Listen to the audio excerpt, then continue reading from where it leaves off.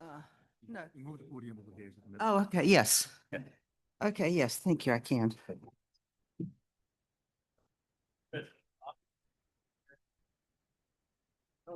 One thing I did do, Neil, was go next door to test.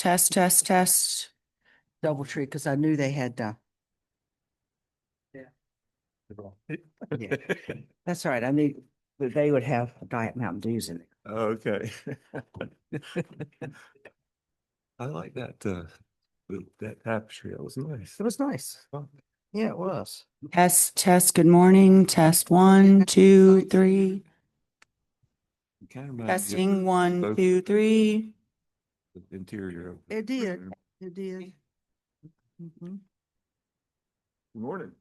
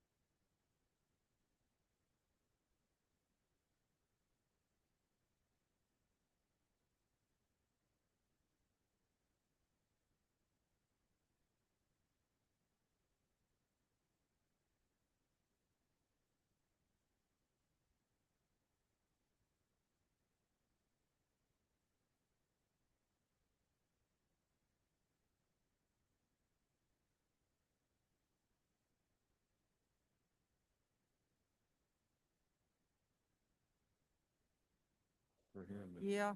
"Yeah, maybe I should." Then the next day, "No, no." Next day, "Maybe I should." Micah's having I mean, she's had a lot to deal with between her dad and her mother has MS. And she's just, her siblings don't live here. I say here, Dare County, you know. So she has it all on her. And they criticize everything she does.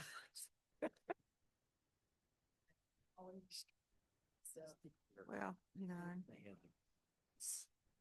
She did it.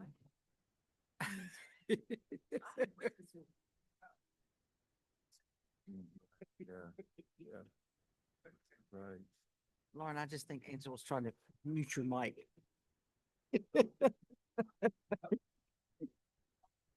All right, we ready? Good morning, everyone. Welcome to the second day of the CRC meetings here in New Bern. I'd like to thank the Triumph Palace for their hosting of us. We appreciate it. And it's good to be back in New Bern. Bob, you really have a great community. And some good weather too. You did. We appreciate it very much.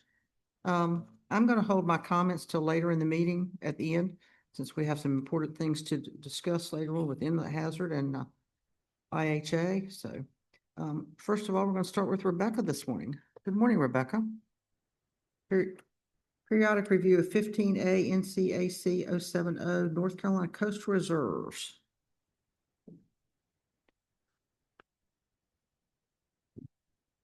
Good morning, Madam Chair, members of the commission. My name is Rebecca Ellen, and I'm the Coastal Reserve Program Manager for the division. And I'm before you this morning to seek your input on the Department of Environmental Quality's Coastal Reserve rules as part of the periodic review process. I'm going to start my presentation this morning with a very high-level brief overview of the reserve program, just to make sure that everyone has the same level of familiarity with the reserve program as we go into today's conversation. Y'all are very familiar with the rules review process, so I'm not going to spend a lot of time on that, but I will go over our classification of the rules, and then we'll have an opportunity for discussion and input. So the Coastal Reserve's purpose is outlined in the Coastal Area Management Act, and that citation is in the title of the slide. It is codified in our Coastal Reserve Rules, Section 101. And there are four primary purposes. The first is to protect and preserve representative coastal ecosystems in coastal North Carolina. The second is to conduct relevant research that informs management of our sites and our coastal resources. We also have a purpose to increase awareness and understanding of these ecosystems, why they're important, and how we as humans affect those, and to accommodate compatible traditional uses at the places that we protect. Those are defined by rule as public trust uses, including fishing, hunting, navigation, and recreation. And this is the rules citation here. It is paraphrased. I like to start out and provide a background of how the reserve program came into being, because I think it provides some interesting context for how our program operates. So coastal protected areas that are set aside for research and education began in North Carolina with the designation of the North Carolina National Estuarine Research Reserve. That is a state-federal partnership between the Department of Environmental Quality and the National Oceanic and Atmospheric Administration, or NOAA. As Tancred mentioned yesterday, we're celebrating the 40th anniversary of that designation in 1985, and the federal statute that authorizes that program is the Coastal Zone Management Act. In the 1980s, as North Carolina was implementing CAMA, it realized that it was interested in protecting additional coastal protected areas and wanted to do that through to protect some of the maritime forest resources that had been identified, and also wanted to implement some non-regulatory programs to complement the regulatory programs that were in existence to support our coastal areas. So in 1989, the General Assembly amended the Coastal Area Management Act to create the North Carolina Coastal Reserve to do just that. And in the statute, it does acknowledge coordination and incorporation of the National Estuarine Research Reserve as part of the Coastal Reserve. CAMA also outlines that where feasible, reserve sites shall be designated as state nature preserves in compliance with the Nature Preserves Act. And as such, 9 of our 10 reserve sites are designated state nature preserves. So we're a program within the Division of Coastal Management, and as I mentioned, we work really closely with NOAA for implementation of the National Estuarine Research Reserve part of our program. So the National Estuarine Research Reserve here in North Carolina is part of a national network. You can see that network here on your slide. It is the National Estuarine Research Reserve System, which protects unique estuarine systems around the country for research and education. We are currently one of 30 reserves. There are a few more that are coming online. And all are operated as state-federal partnerships in which NOAA provides funding and national coordination across the reserves in implementation of programs that are implemented at all of the reserves. The states are responsible for day-to-day management and implementation of those programs on the ground. The national programs are focused on education, training, and monitoring, and I'll highlight those when I talk a little bit more about our programs. This is what our reserve looks like here in North Carolina. As I mentioned, the program started with the designation of the National Estuarine Research Reserve. Those sites are indicated in blue, starting at the northern border, Currituck Banks, Rachel Carson, and in the Wilmington area, Masonboro Island and Zeeks Island.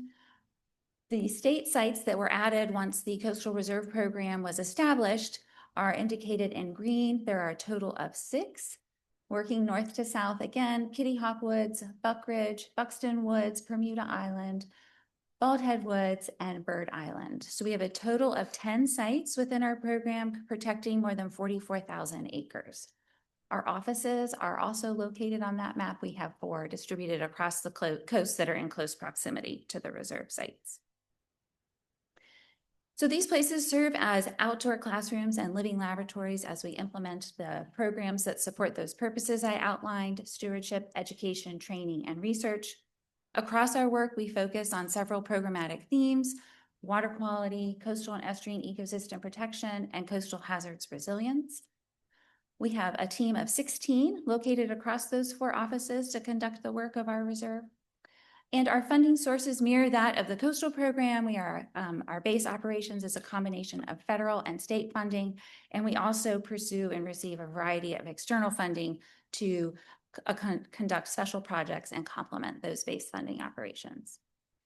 This is a snapshot of our budget. It is from last fiscal year, so July 24 through June 25. You can see the distribution of our base operation budget here. Federal funding comprises 68% of our program support, with state appropriations comprising 32%. I do not have the external funding sources indicated here. So we utilize a number of different operating documents and processes to guide our implementation of the reserve. Of course, those state and federal statutes that I mentioned, CAMA and the federal CZMA. Our rules are in codifying those statutes in the administrative code, which we're going to talk a little bit more about today. NOAA and our rules require that we have management plans. As I mentioned before, 9 of our 10 sites are dedicated nature preserves, and so there's a letter of allocation that goes with each of those dedications to make sure that we're in compliance with the State Nature Preserves Act. By rule, we have local advisory committees. There's one committee for each site, and they are comprised of citizens and representatives from community organizations, governmental organizations, and NGOs, and they provide guidance and feedback to staff to help us shape how we manage the reserve program and sites. And again, these are required by rule. And the Coastal Resources Commission, CAMA, outlines that the program is administered by the department, and in its administration, it will seek the ongoing advice of the Coastal Resources Commission. So I'm just going to reconnect back to those purposes I mentioned at the beginning of the presentation, and as I walk us through briefly our program areas. Our stewardship team is responsible for implementing purposes 1 and 4. They work on protecting our places to inform management and appreciation of coastal and estuarine ecosystems, so for research and education, and also accommodating compatible traditional uses.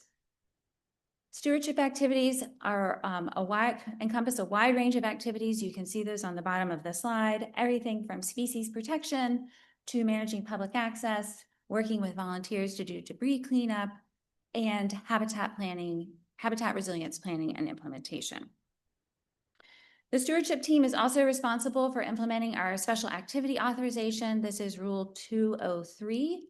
And this outlines that written authorization is required for organized events, commercial activities, and other special activities that are not included in the primary uses of research, education, and compatible traditional uses. It also outlines that these need to be directly related to the nature-based conditions of the reserve sites. In 2024, we issued 24 special activity authorizations, and a number of those are eco-tours and ferry services that provide access to the reserve sites. Our education and training programs meet the purpose of inform and help increase understanding of the importance of coastal and estuarine ecosystems. The education program utilizes our outdoor classrooms to reach these target audiences, K-12 students, educators, and the general public, and provides ongoing field trips to the sites to give those hands-on experiences with these habitats. The education team also delivers workshops to teach those educators about the importance of estuaries and deliver lesson plans that they can use in their classrooms. The Teachers on the Estuary workshop that Tancred mentioned yesterday is an example of this, and this is one of those national programs that's implemented at all 30 of the reserves.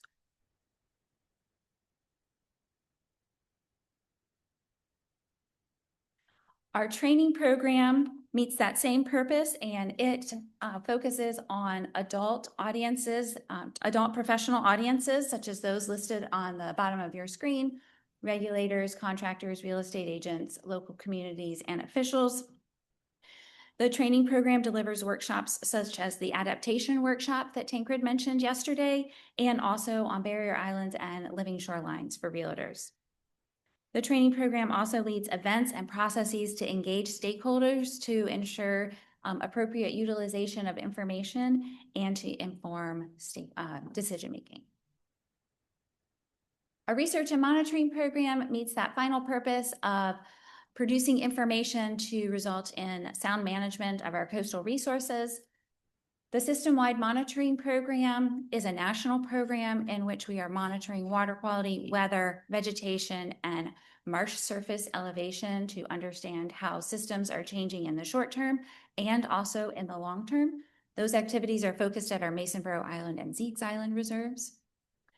We conduct internal research on the sites with our research team and in conjunction with a variety of partners on needs that we've identified that will help us manage our sites, but also help meet needs that have been identified in coastal North Carolina, such as those that are identified in the Coastal Habitat Protection Plan. And lastly, we support a variety of principal investigators and students conducting their own research on our sites. And they are really leveraging this living laboratory concept of the reserve sites. In doing so, last calendar year, we issued 21 research permits to these audiences to conduct work on our sites. So this is a snapshot of the impact of these program areas from last calendar year. I'm not going to go over this in detail, but you can see the numbers that we are generating through these program activities. And you can also see the results of some of the sensitive species monitoring we've been doing at the Masonboro Island Reserve on turtles and American oyster catchers. I want to take a moment to go a little bit beyond the numbers and talk about some of the roles and impacts that the reserve program has and that I feel like are really important. So the first of those is they serve as protective barriers to local communities from storms. Our Rachel Carson Reserve and Masonboro Island Reserve are great examples of this as they protect the town of Beaufort and a significant portion of the New Hanover County shoreline from that ocean energy. The reserves serve as integral parts of our local communities, providing those important ecological benefits that I've talked about, and also community members and visitors really love getting out on our reserve sites and enjoying nature. And so there's a strong connection to these places by our local communities, and that really promotes human health and well-being. When people come to visit our reserve sites, whether they're locals or from afar, they are supporting our local economies. Our work with kindergartners through graduate students helps grow our next generation of coastal professionals. And that's really important as we think about the challenging work that's ahead in coastal management. The work that we do is applied, and across our programs, we are focusing on addressing needs through stakeholder engagement programs and learning more and demonstrating how different and new methodologies can help inform management of our coastline and through demonstration projects at our reserve sites, such as Living Shorelines. So I wanted to tie a couple of these programs and impacts together in this example. And this is focused on our special activity authorization. And in the last year, calendar year 2024, we had 19 authorized commercial businesses and institutions working on 4 reserve sites, and they brought over 40,000 visitors in the year to those sites for compatible recreational and educational activities. And that it totals an estimated minimum profit for these authorized users of just under 1.5 million.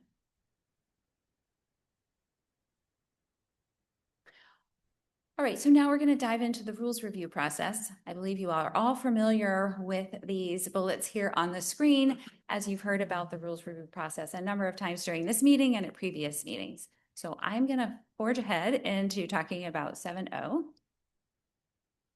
So our rules are Department of Environmental Quality rules. They are scheduled for review by the Rules Review Commission in April 2026. The reserve rules last went through this process in 2017. We sought the input of the local advisory committees and the Coastal Resources Commission at that time. We did do a joint readoption and amendment process, and those changes were effective in February of 2022. We have 8 rule citations, and the rules themselves are linked in the memo. But briefly, citation 101 is that statement of purpose that I've been referring to throughout our presentation this morning. 102 provides definitions. 103 generally describes the responsibilities of the program. 104 outlines the requirement for the advisory committees. 105 lists our 10 reserve components. 201 requires the management plan. 202 outlines the reserve use requirements about what you can and cannot do on the reserve sites. And 203 outlines that special activity authorization. This is the schedule for the 7.0 rules review process. It is very similar to the schedules that you've seen for your rules. There are a couple of additional steps. The department is leading this process with us serving as staff through the process. And we are also, of course, seeking the input of our local advisory committees, and that input is summarized in your memo. So we are here in this process seeking your input today. After today, we'll compile the input from the advisory committees and you and send up a next recommendation to the department. That will then go out to the 60-day public comment period, and then we'll proceed through the regular process. We're happy to come back to the advisory committees and to you after we go through the public comment process if the commission is interested in hearing the results of that process.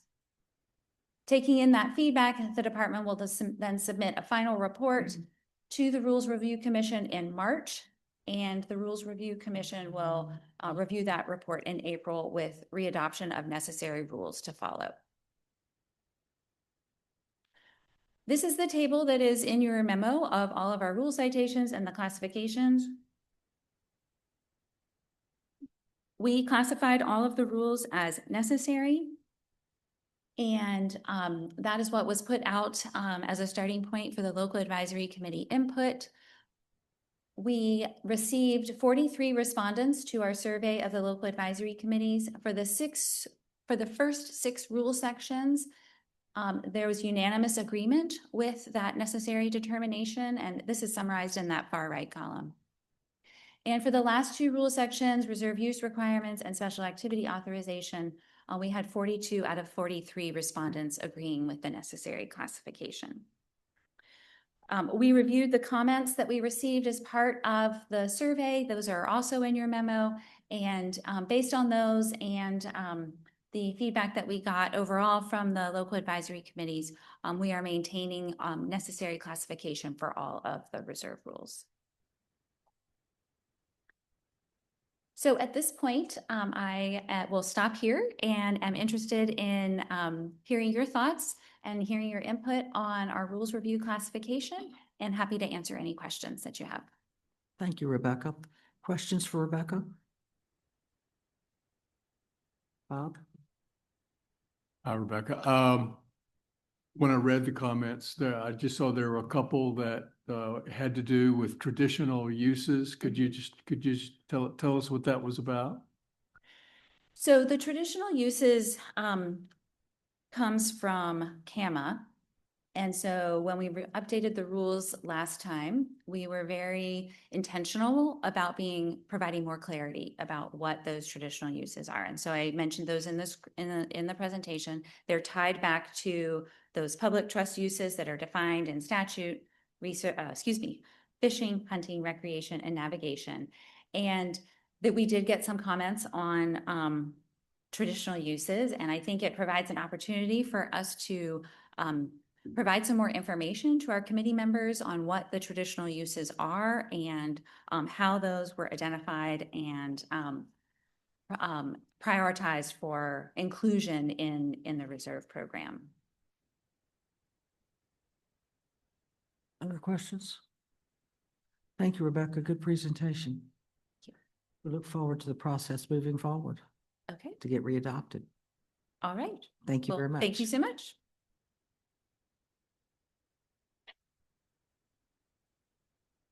Good morning, Ken. I see you. I'd like to welcome the members of the science panel that are here. I see a few members. I saw some yesterday, some today. Thank you for attending. And we look forward to Dr. Moore's presentation as well. Ken, the floor is yours.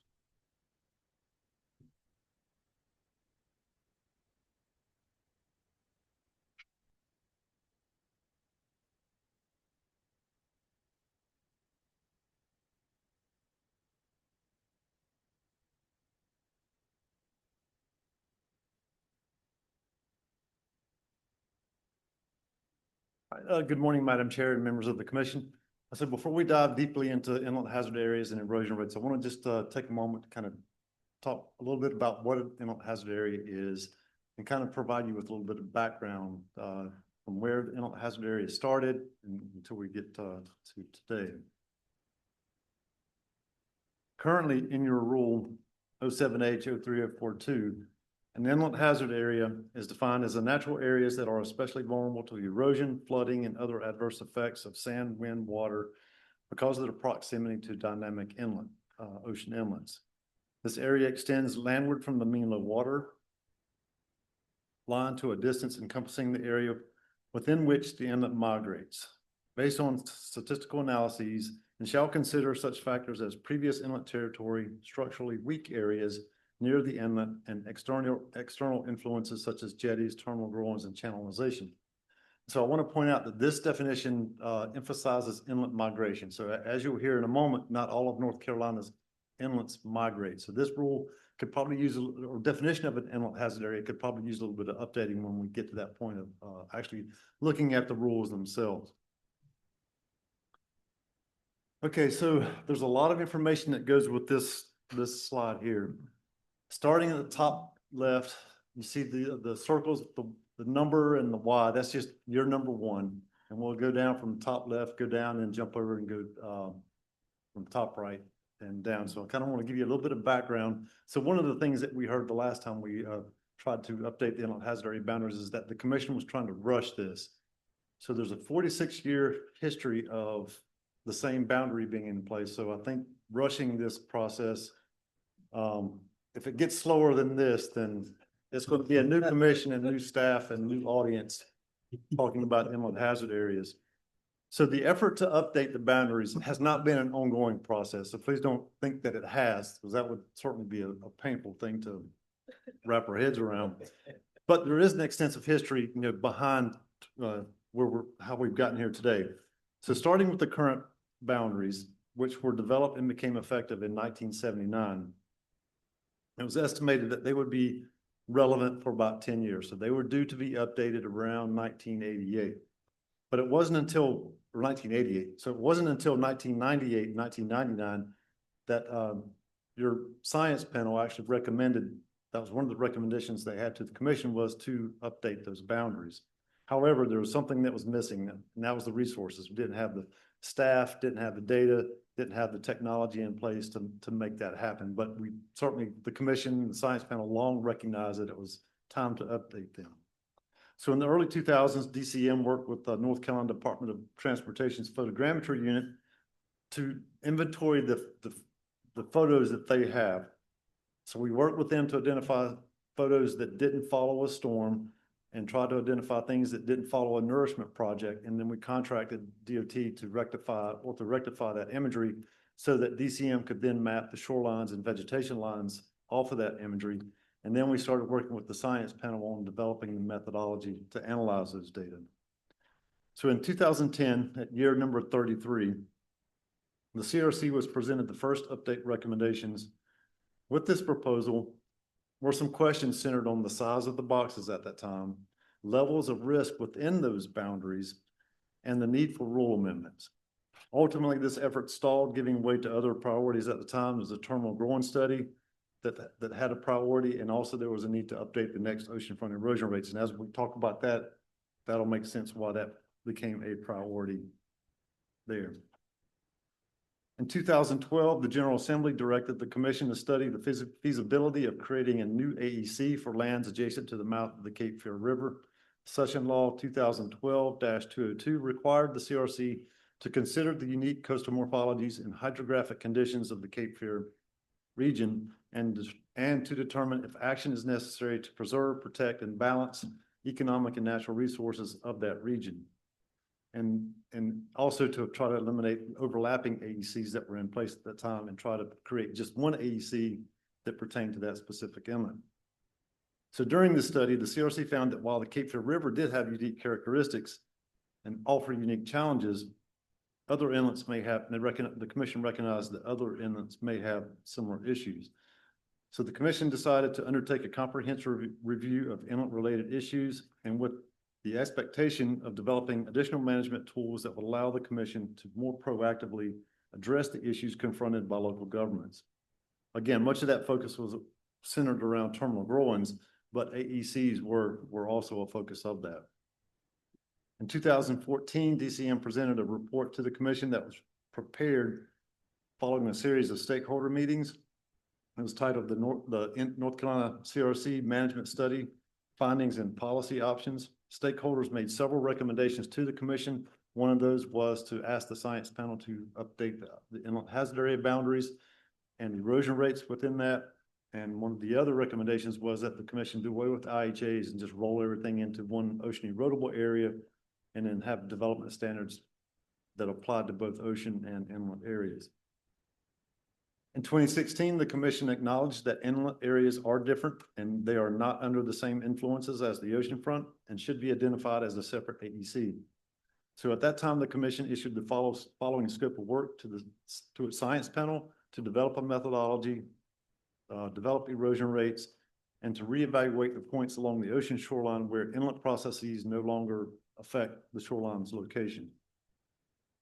In 2018, year 39, after nearly 2 years of dedicated work, the chair of the science panel at that time, Mr. Bill Burkmeyer, gave a very good and detailed presentation to the commission on the IHA boundary update methodology and results. In addition to the updated boundaries, the panel also recommended that the IHA boundaries be reevaluated every 5 years. And I mention that because this will resurface once we get through the COVID-19 pandemic. In 2019, the commission approved amendments to the rules pertaining to IHAs, the updated boundaries as recommended by the CRC science panel, and also the inlet hazard area erosion rates and setback factors. In 2019 and 2020, the physical analysis associated with those rule amendments and boundary updates were approved by the Department of Environmental Quality, Office of State Budget and Management, and the CRC. And then the CRC directed staff to present those changes at public hearings in seven of the affected counties. That was Brunswick, New Hanover, Pender, Onslow, Carteret, Hyde, and Dare counties. Also, following those public hearings, we did workshops in Ocean Isle Beach, Holden Beach, Carolina Beach, Topsail, and North Topsail beaches as well to allow for additional public discussion. The rulemaking process was deliberately extended in order to give the commission, the public, and staff opportunity to work through all the issues that were raised by local governments and property owners. Comments were not limited to, but centered on the size of the updated boundaries at some locations, the erosion rates themselves, the size and density limitations in an IHA, the ability to replace an existing structure, and application of the small structure exception that you approved yesterday, and the ability to build new dunes in an IHA. And this is primarily, you're talking about those areas that are not in an IHA, but with the expanded boundaries would be in an IHA. So then COVID-19 arrived and progress was delayed until the commission was able to resume in-face public meetings. So in 2022, and after careful consideration of all the comments, the commission made a few additional amendments to the IHA rules and approved the physical analysis after it was approved by the department and OSBM. And most of those changes were just for clarification purposes, because residents were very concerned, say, I'm not in an IHA today, but I will be tomorrow. What does that mean? So a lot of those amendments were for that. But DCM staff did another round of public hearings in all the affected counties in 2022. And so given the lapse of time since Bill Burtmeyer had presented in 2018, and after getting through COVID-19, a lot of the stakeholders were coming to the commission and asking to reevaluate the IHAs to coincide with the next erosion rate update that was coming due in 2025. And so at that time, staff seemed like did recognize that that was a reasonable ask because that was one of the recommendations that was made in 2018. And since we have the 2025 update coming, it felt like a reasonable ask. So in 2023, the CRC issued a scope of work to the Science Panel on Coastal Hazards to reevaluate the method and consider new data and conditions that had occurred since the last update. So the Science Panel held its kickoff meeting actually in New Bern in October of 2023 and did meet regularly, almost monthly after that. All right, so that's the background, definitely not a fast pace. So I want to assure the commission that it wasn't a fast pace. All right, so the rule amendments at a bare minimum. So this is a map you're not going to see every map because it shows this just an example of what the ocean erodible area is. That's the purple or pink box. And the ocean erodible is 90 times the erosion rate setback factor. So if you look at the purple area starting on the left, you see 2.53. That corresponds to the erosion rate. So it's 90 times that factor. But in current rule, the erosion rate setback factor that's applied inside the current IHA is actually that from the adjacent OEA. So whatever that is gets applied inside the IHA. So in this case, 7 would be applied inside the IHA. So at a minimum, the rule amendments for this update would have to point to the reports and the erosion rates and then change that policy. And it'll be interesting to see how this is played out over history as we start looking at the erosion rates themselves. All right, so today you're going to hear about the Science Panel's updated recommendation on the boundary analysis.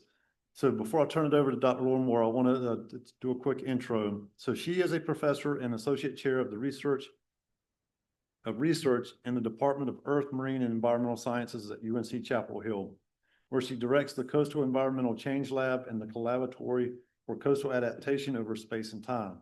And she serves as your Science Panel chair. Dr. Moore is a leading global expert on the response of barrier island coastlines to sea level rise and storms, processes involved in the growth and erosion of coastal foredunes, and interactions between coastal management practices and natural processes, and their effect on barrier island landscapes. She is the lead editor of Barrier Dynamics in Response to Changing Climate, and has served on the report and standing committees of the National Academy of Sciences, Engineering, and Medicine. Much of her recent ongoing work is a collaborative with coastal stakeholders and relies on the merging of observational and computational approaches to produce information in support of coastal adaptation and management. And so your Science Panel is made up of a lot of folks who contributed significantly to this effort, and I want to just recognize them, and 2 of which are here today. not counting Dr. Moore. And there are Drs. Reed Corbett with East Carolina University, the Dean of Integrated Coastal Programs and Executive Director of Coastal Studies Institute, Dr. Andrea Hawks, University of North Carolina, Wilmington, Associate Professor of Geology, Dr. Joe Long, University of North Carolina, Director, Coastal Engineering Program, Department of Physics and Physical Oceanography, Dr. Jesse McNitch with the U.S. Army Corps of Engineers, Research Oceanographer, Dr. Brad Murray with Duke University in the Division of Earth and Ocean Science and Professor at the Nicholas School of Environment, Dr. Martin Posey, University of North Carolina at Wilmington, and Professor in the Department of Biology and Marine Biology. And we have Mr. Spencer Rogers, who serves on your CRAC and is retired with the North Carolina Sea Grant.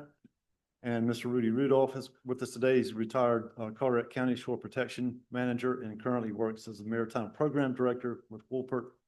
And the work the science panel has done this time has been kind of built upon many others who have contributed to this effort over that 46-year period of time. So I definitely want to recognize them because it's definitely been a huge effort. And with that, it is my honor and pleasure to go ahead and turn it over to Dr. Moore. Good morning, Dr. Moore. Thank you for coming and thank you for all the work done by you and the science panel. It's been a long time of a lot of work, and we certainly do appreciate everything. The report was very interesting. Thank you. Thank you, and we appreciate the appreciations. You're welcome. Here we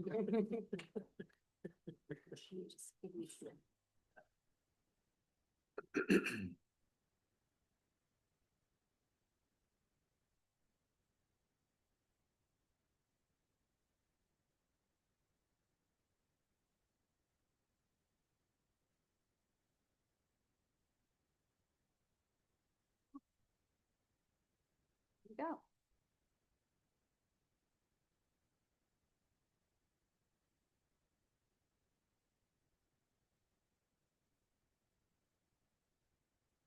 Right, well, thank you, Ken, for the introduction, and good morning, Chair Cahoon and Commissioners Tancred. So it's my honor and pleasure to present the Inlet Hazard Area update to you this morning. I want to echo Ken and acknowledge the hard work of the panel who over 2 years poured in hundreds, if not into thousands of hours of collective effort to produce the report that you have in front of you and the proposed boundaries that you'll see in the appendix. We also want to really acknowledge the prior work of earlier panels, especially, our work really as a foundation built on the 2019 report that was presented to the commission by Bill Berkemeyer. And I also want to acknowledge Ken Richardson. I can't say enough about his contributions. He has worked tirelessly and enthusiastically with dedication and commitment to iterate, refine, revise, run new analyses, meet with us. I mean, his ability to produce maps and analyses even faster than we could get back to them was really phenomenal. And this report and this work could not have been done without the incredible dedication, talent, and expertise of Ken. So just want to make that clear.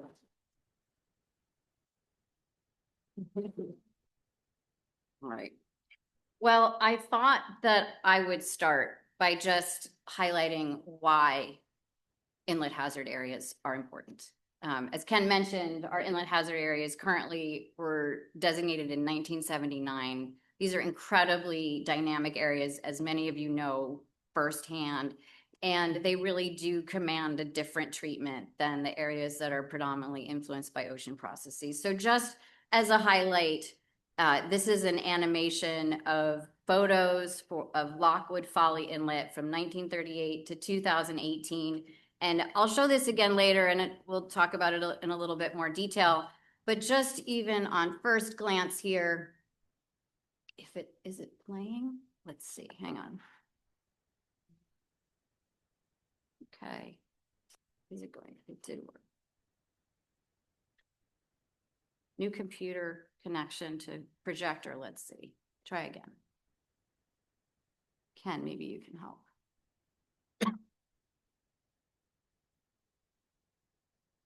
There we go.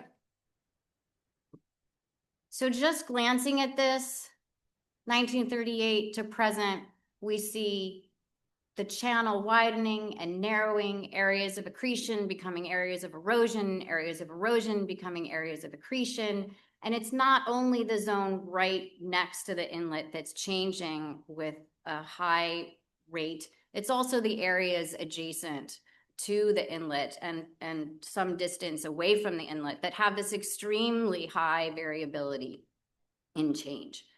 And it's these rapid changes from accretional to erosional back to accretional back to erosional that really require special treatment to avoid siting property in zones that are hazardous, even though they may not look like it for decades. All right. So a review of your charge to the science panel.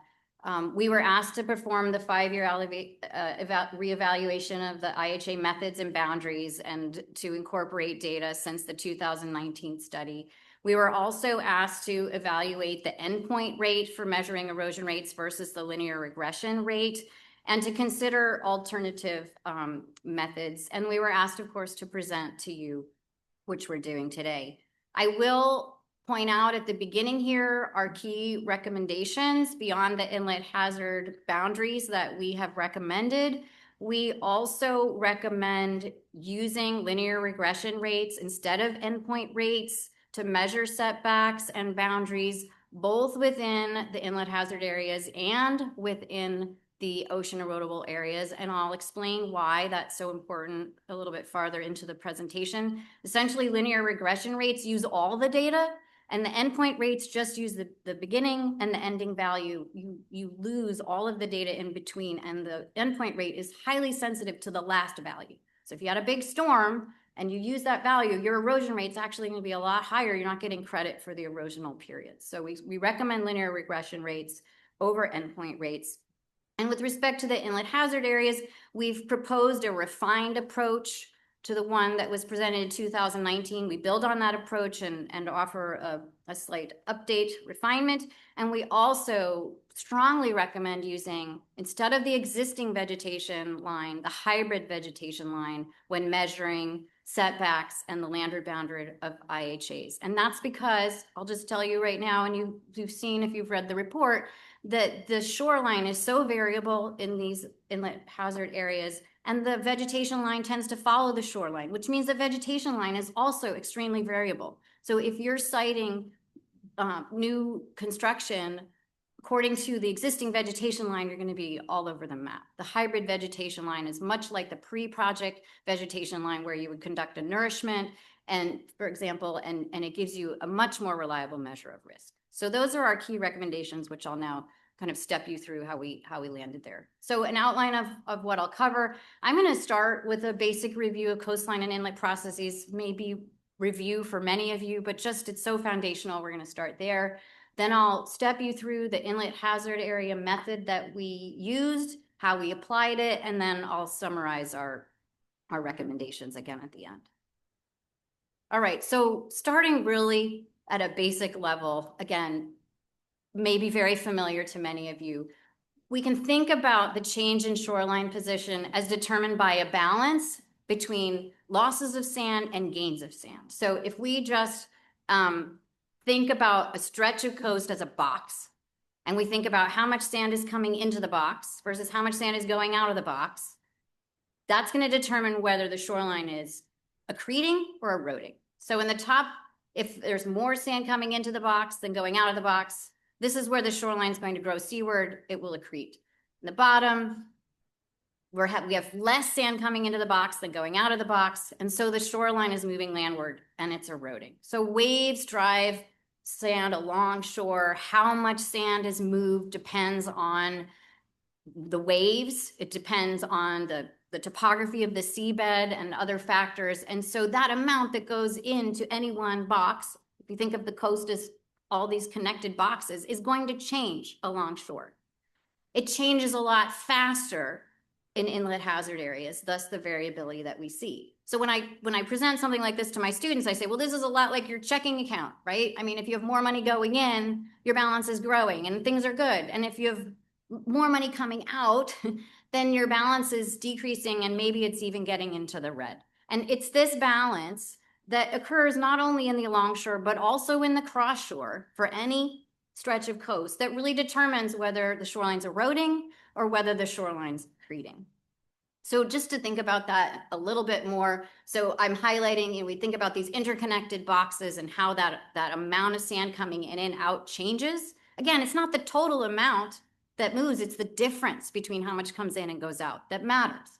And here I'm showing Ocracoke Island. This is an example I had on hand. If we consider two of those boxes, in the upper right, we have less sand coming in than going out. This is actually because of inlet processes associated with Hatteras Inlet. So that area from 1974 to 1998 was eroding. Farther to the southwest, we have more sand coming in than going out. So this is an area of accretion from 1974 to 1988, but it changes over time. And by 2009 to 2020, all of the boxes along this stretch of coast actually had more going out than coming in. So that's where we see the shoreline retreating uniformly across the island. Now, it's not just the alongshore, right? We also have arrows going into the box from offshore and out of the box onshore and vice versa. Storms are a big part of this, especially on the open ocean coastline, where storms elevate the water level due to storm surge and wave processes that elevate the water level. And, if the total water level is below the dune in the back beach, we get a lot of erosion, sand moves offshore, but we also see a lot of that can come back over time. Now, that short-term erosion is really problematic, but it's not necessarily chronic or long-term. Although it can be, because if the water level rises above the dune or the back beach, we can have the transport of sand on top of the beach and dune onto roadways, all the problems associated with that. That's actually a removal of sand from that box, putting it on top of the island, which is beneficial if it could stay. That's a whole nother topic I could talk about, but I won't.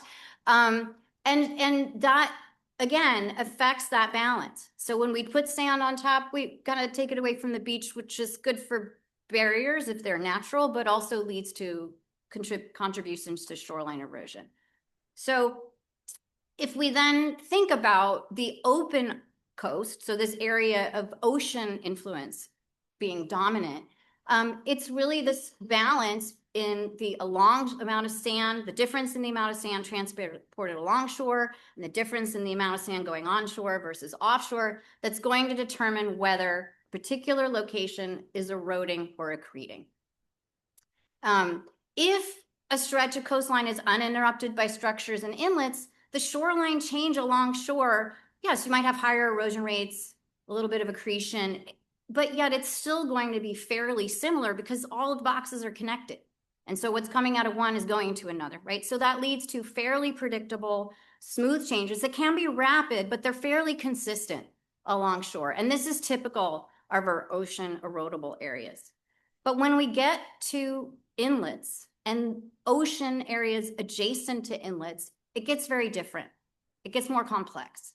There are additional processes that affect this balance between how much sand is coming in and how much sand is going out. So tidal currents move sand. They form deltas both inside of inlets and on the offshore side. Sand moves in and out, and waves also tend to sweep some of the sand in these deltas onshore. But where sand is moving onshore versus where sand is being removed varies according to channel location and inlet location. And inlet channels are highly dynamic. They're moving around. And so we get areas of accretion that become areas of erosion, and areas of erosion that become areas of accretion. And we get these fluctuations in shoreline position at very fast rate, not just within the inlet, but also some distance away from the inlet. In addition to, we call these fluctuating inlets. So really all inlets fluctuate. We have these rapidly fluctuating shoreline positions near inlets. Some inlets also migrate, as you know. We have inlets that are actually moving along shore. So not just the channel moving around, but the inlet itself migrating. Inlets that migrate in the direction of net alongshore sand transport, and they can move long distances if they're allowed to. Topsail Inlet has moved about 6 miles to the southwest. So these fluctuations and migration tendencies make inlets particularly challenging and hazardous to development. Thus, the attempted, the development of inlet hazard areas in 1979 and the repeated attempts to develop new inlet hazard areas based on our current data. Okay, so again, turning back to a few animations, I have two to show. The first is what we would call a fluctuating inlet. So this inlet is Lockwood Folly. It's not migrating along shore, but it has considerable variation in the position of the channel in the inlet. Tubbs first showed up on maps in the 1700s. It's a westward migrating inlet, which was relocated 3,200 feet to the east in 1970. After it was relocated, it started migrating to the east toward Ocean Isle. This animation runs pretty fast, but if you watch for that westward migration in the first phase of the images, and then that sudden jump relocation to the east, and then you'll see that eastward migrating, then you'll see the eastward migrating. Okay, so I just made a mistake and I described Tubbs. So I'm going to jump to that one first. Apologies. 1 second. Will it let me? Okay. So I mean to be saying Tubbs Inlet. This is the one I thought I was describing. So this is an inlet that both has fluctuations in shoreline position and migrates along shore. So as you watch this again, we're going to see it moving to the west, and then we're going to see that jump to the east in 1970, and then an eastward migration. On top of that migration, we also see these fluctuations in shoreline position. Areas of erosion become accretion, areas of accretion become erosion. So we'll just play this, I hope. Okay, so we can see the inlet off to the west. Now it's jumped to the east, and now it's migrating slowly farther to the east. Now we're in 2010, 2011, and you can see that the inlet channel also changes position. So it's not just the inlet that migrates, but that channel inside the inlet changes its orientation, it changes its width, it changes where it's located. So I'm going to play that one more time. So here we're looking both at migration of the inlet itself. So notice its westward position here. At the end, it's much farther east. So this is both migrating and fluctuating. Okay, so 1949, 58, 66, 74. So now it's in that eastward position, and now it's continuing to migrate to the east toward Ocean Isle.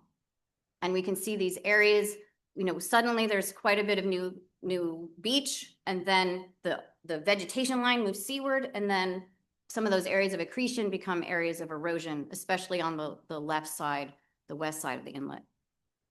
So now a slightly simpler but still very complex system, the Lockwood Folly Inlet isn't migrating along shore, but it has these extreme fluctuations even so. The question mark sort of where will the channel be, and where will erosion and accretion be occurring? So we can step through this animation and watch, again, these periods of accretion and erosion alternating on either side of the inlet over time.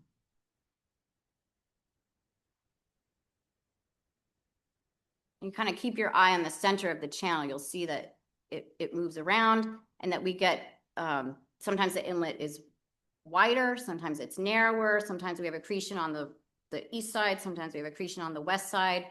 And I also want to highlight, I'll play it one more time, that it really draws our eye right to the areas of accretion and erosion right adjacent to the inlet. But if you watch a little farther away, you'll see that the shoreline is also highly variable, somewhat distal to the inlet. So at some point we go from inlet dominance to more typical oceanfront, and really our job has been to identify that transition. Where does it occur? Where can we be pretty confident that inlet processes are dominating versus the more typical oceanfront processes? And so I'm going to play this one more time so that you can look a little farther away from the inlet. Oh, let me try again. Look a little farther away from the inlet to see how the shoreline is also quite variable, even some distance away, with periods of extreme erosion and periods of extreme accretion. And of course, when the shoreline accretes quite a bit, we might think, oh, we're less vulnerable, we're safer. We might want to site farther seaward, but in ocean areas, that is one issue. In inlet hazard areas, it's quite different because we can see that change occurring. Okay. So those are our animations. I will say that if you want to view animations, there are compiled animations just like this that we have a reference to in the report. I don't know if you picked up on that, but you can follow that link, and there are animations of most of the inlets that are on a Sea Grant page that you can watch and just see for yourself how variable these landscapes can be adjacent to inlets. So our update includes the delineation of inlet hazard areas for the 10 inlets shown here. And we purposely followed a process that's very similar to the process used to identify setbacks and boundaries in the ocean erodible area. So just summarizing that process here, map the shorelines, this is for OEAs, map the shorelines, calculate the long-term erosion rates, here in the recent update using linear regression rates instead of endpoint rates, identify the existing vegetation line, and then measure the setbacks and the OEA boundaries according to or in reference to that existing vegetation line. So our process has been similar. We have an extra step in here, and there are a few key differences which I've underlined. So mapping the shorelines, calculating long-term erosion rates are same process generally as in the ocean erodible area, although we use radial transects around the end of inlets because the shoreline orientation changes so quickly. The orientation of transects has to change. We use a higher resolution of transect spacing, so it's 25 meters between transects instead of 50. And in addition to calculating the long-term erosion rates using linear regression, we also calculate the standard deviation in shoreline position. And that becomes a really important metric for determining areas of ocean influence versus areas of inlet influence. We then determine the alongshore IHA boundary, and in order to determine the landward IHA boundary, we are using the hybrid vegetation line, which I will define and explain, but this is akin, as I mentioned earlier, to a pre-project vegetation line where you might undertake a nourishment. It's a more reliable measure of risk, and so we highly recommend using the hybrid vegetation line to determine the landward boundary and the setbacks in IHAs. All right, so now what I'm going to do is just step through each of those 5 steps and tell you a little bit more about the approach and our reasoning behind the choices that we made. So first step, map the shorelines. That's all Ken. Amazing Ken. And then calculate the erosion rates and the standard deviation, also Ken. So thank you, Ken. And you can see here the radial transect orientation. You can see also the shoreline. So in blue, these are all the shoreline positions from 1970 to the most recent. And it doesn't take a lot to notice that the shoreline spread out quite a bit more. So they change over a broader spatial range close to the inlet and also some distance away from the inlet. And eventually they become they encompass a narrow range of change. The erosion rates are also shown here. So erosion rates, let's talk about linear regression for a moment. So linear regression is the standard typical approach used in the shoreline change community to measure erosion rates. It's also a standard approach in science in general if you're using a lot of data points over time and you want a reasonable representation of the long-term trend. And the reason that linear regression rate is so preferred over the endpoint rate is that it's not as sensitive to the starting and ending values. So just an example here, if we're looking at the data here, we start in 1970, up in the upper left. Our latest data point is the circle down on the lower right. That gives us an endpoint rate, just using these 2 points, of 16 feet per year. But if you have a storm or a significant amount of erosion for other reasons, and your next data point is quite a bit lower, and now you're measuring your endpoint rate, well, suddenly 2 years later, you're working with an erosion rate of -20 instead of an erosion rate of 16 feet. So the endpoint rate is highly sensitive to the starting value and the ending value, and it essentially tosses out all the data in between. The way to get around this is to use a best fit line. So the linear regression approach provides a best fit line to the data. It uses all the data. It's not sensitive to the ending and the beginning. And it really gives you the best measure of what the average long-term shoreline change rate is. So it was very easy for us to answer this part of the charge. We strongly recommend linear regression rates be used in ocean erodible areas and in inlet hazard areas because they give you the best measure of long-term change and therefore the best measure of long-term risk. Now, in the inlet hazard areas, we're really working with the fact that the shoreline is so variable in its position. And here's a map showing that arrow on the left and the arrow on the right, obviously are very different lengths. So here, closer to the inlet, shoreline's changing over a very wide range, just from 1970 to 2020.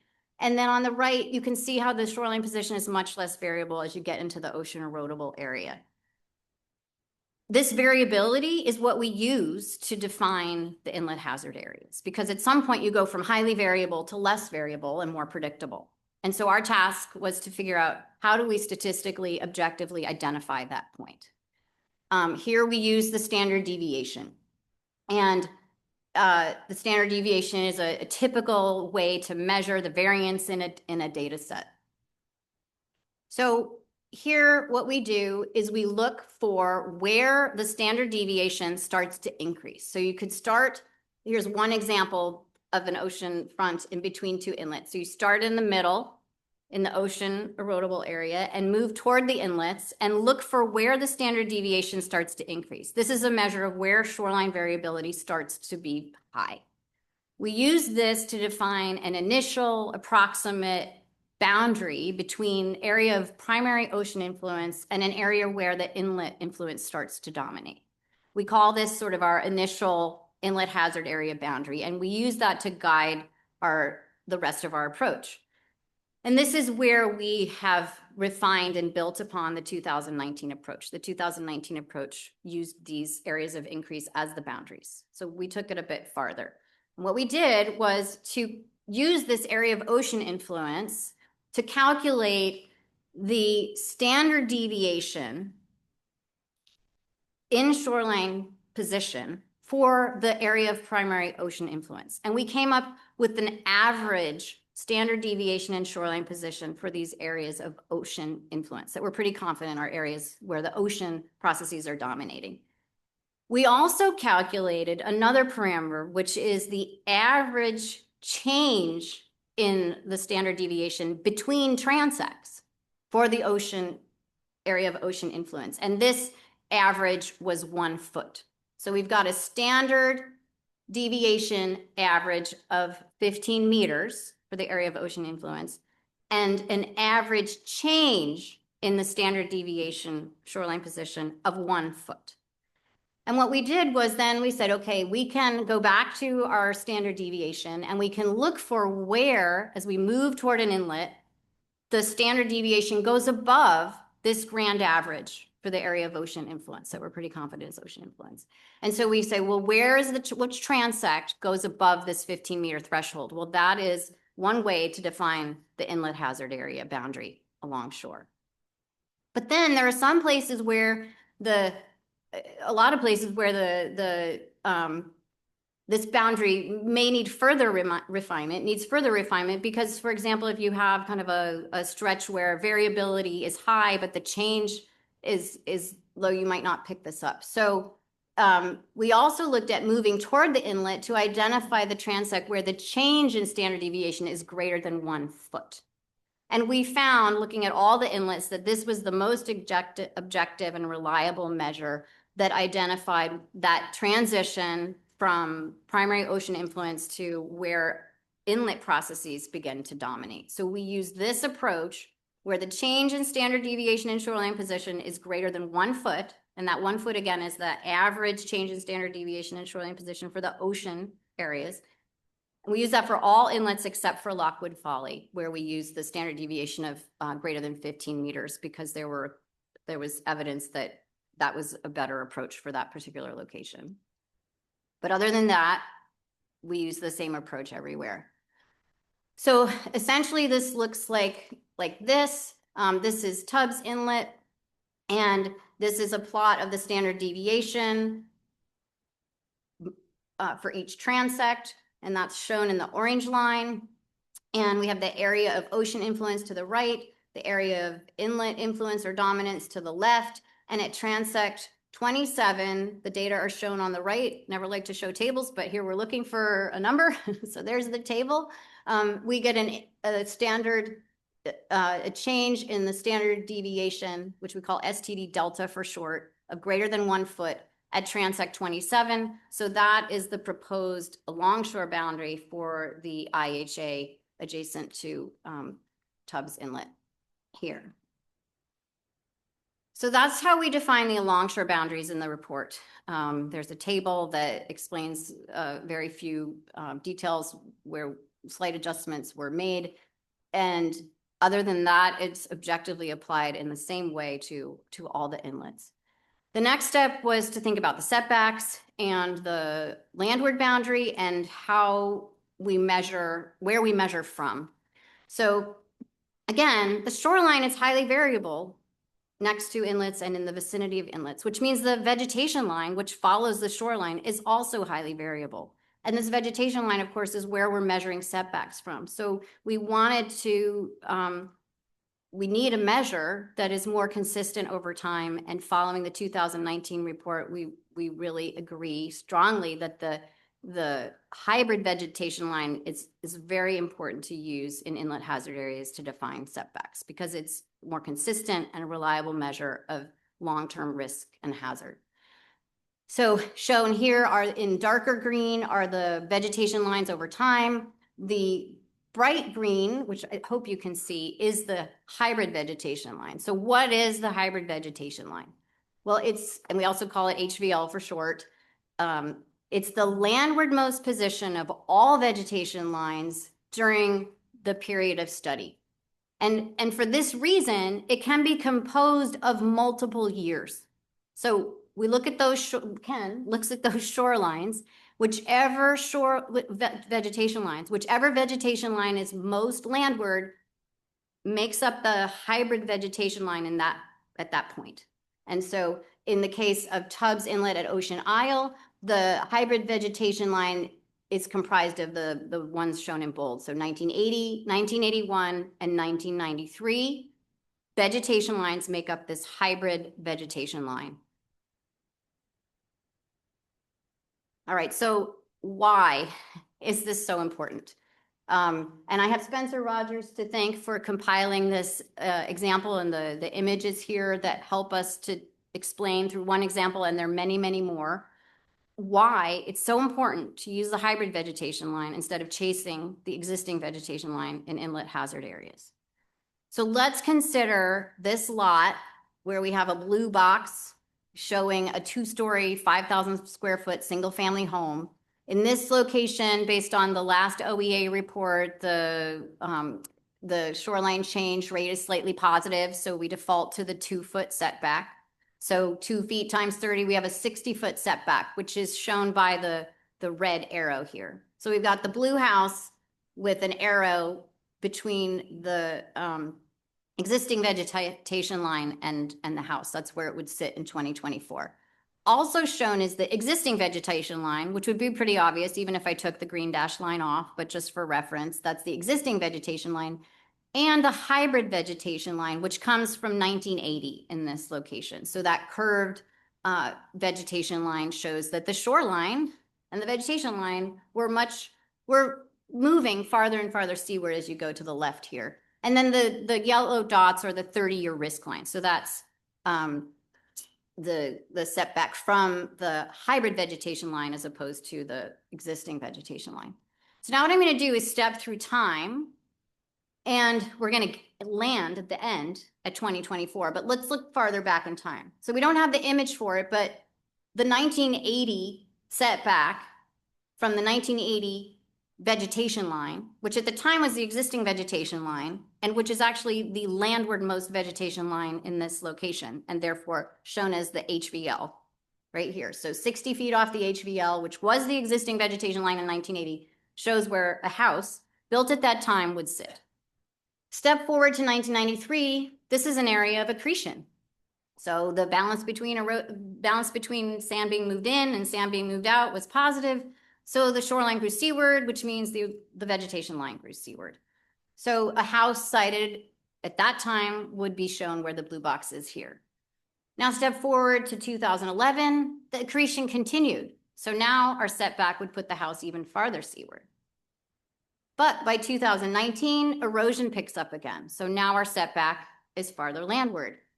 By 2021, erosion still continues. Our house would be sited farther back, and by 2024, farther back still. So if we think about this, we have 250 feet of variability in the existing vegetation line over this period from 1980 to 2024, which is a lot. And if you built a house in 2011 based on the setback in 2011, the house would now probably no longer exist because it would have been affected by wave processes directly. It's shown there in the blue box. If, however, you built the home based on the hybrid vegetation line, well, even though the shoreline is eroding and the existing vegetation line is moving seaward, you're out of that risk zone because we've taken into account this incredible variability that causes erosion and accretional areas to then erode again. So there are many examples of this, and really highlights the importance of using a more reliable measure than the existing vegetation line. And this is very analogous to the pre-project vegetation line in areas of beach nourishment, right? We know that beach nourishment is not necessarily permanent, so it's important, it's valuable, it reduces risk, but you wouldn't want to build a house based on the new vegetation line in an area of beach nourishment because you might lose that sand, or maybe, hopefully you can continue that process for a long period of time. So this is very analogous, and the panel really strongly recommends using the HVL to determine setbacks and also to determine the landward boundary of the IHA. So it's because the existing vegetation line fluctuates quickly in IHAs that we really recommend the HVL as a reliable measure for determining risk. So from there, to determine the hybrid vegetation line, which again is a composite of the prior vegetation lines at different periods of time, whichever one is most landward makes up the HVL. Then measure the 30-year risk line from that HVL, which is shown in green here, and the 30-year risk line is shown in the yellow dots. So that's and then the 90-year risk line, and that 90-year risk line, again, which is the 90 times the erosion rate, or times 2 if it's accretional, determines the landward boundary of the IHAs. So here, just illustrating that process. So same concept as in the OEAs, 30 times the risk line, 30 times the erosion rate, or times 2 if this is an area if it's 30 times 2 if it's an area of accretion, or if the erosion rate is less than 2, and then 90 times the erosion rate, or 2 if it's less than 2 feet per year, and then for accretion. So measuring the setback and the landward boundary of the IHA, with the 90-year risk line being the proposed recommended boundary of the landward IHA. So those are the steps in some detail. I'm not going to step through every inlet. They're all in your report. But just to put it all together, so we start with this mapping and analyzing of shorelines and calculation of linear regression erosion rates, and then calculation of the standard deviation. Then use the point where the standard deviation, the change in the standard deviation between transects increases above the grand average for the areas of ocean influence as the boundary between the area of ocean influence and the area of inlet influence, to identify the longshore boundary of the IHA, then identify and build the HVL and measure 30 times, 90 times the erosion rate from the HVL to determine the landward boundary and the setback. I just want to highlight 2 special cases and then I'll summarize. So structures and new projects. So at Masonboro Inlet, Wrightsville Beach, The North Jetty was built in 1966. And since about 1970, the shoreline has been relatively stable. And so this is an area where we're adjacent to an inlet, but the shoreline change is more predictable. And so here we have proposed that the jetty serve as the boundary of the Longshore IHA. This is a project that's been in place for a long period of time. There's a lot of data to back up the variability being low, and we have a sense of how this structure is performing. Because I know there will be questions about this location, I just want to highlight that at Ocean Isle, this is a new project. Erosion was persistent here since 1970. The terminal groin was constructed just a few years ago, a couple of years ago. The shoreline isn't stable yet. There's still questions about downdrift impacts and how this will continue to evolve.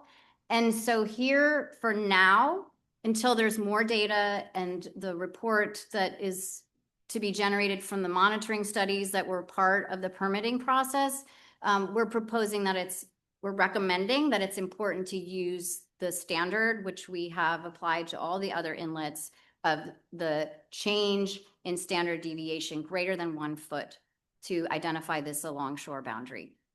And so that's one place where, the structure may affect future recommendations, but currently the recommendation is to stick with the standard that we have set for all of the inlets, except for Lockwood Folly. So just to summarize, the inlet changes in shoreline position are highly variable in inlet areas, in inlets and adjacent to inlets, much more changeable than in the OEA, with the potential for rapid changes from erosion to accretion, which are really the biggest challenge.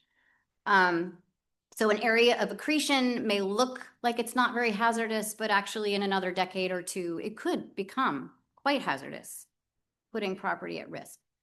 We define the IHAs using a method that's very similar, purposefully very similar to the method used in the OEA, but with modifications to account for the variability in the inlet areas.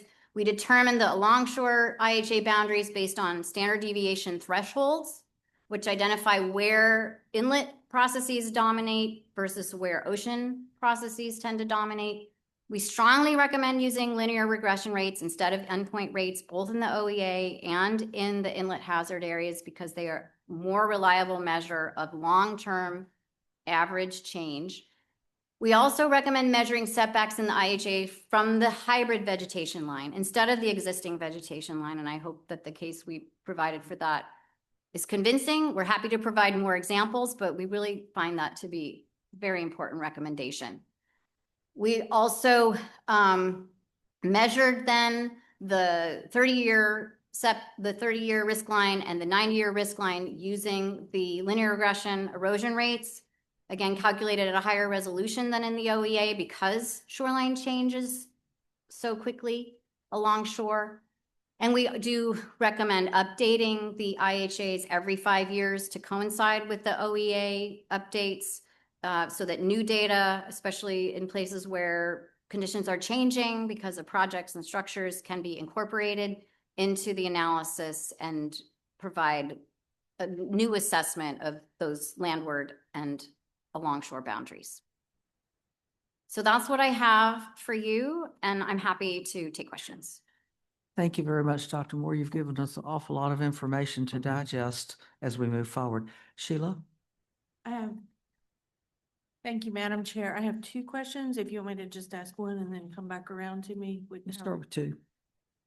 Well, first of all, Dr. Moore, thank you for the presentation, and thanks to the science panel for this incredible work. Ken, to you for your support of the science panel.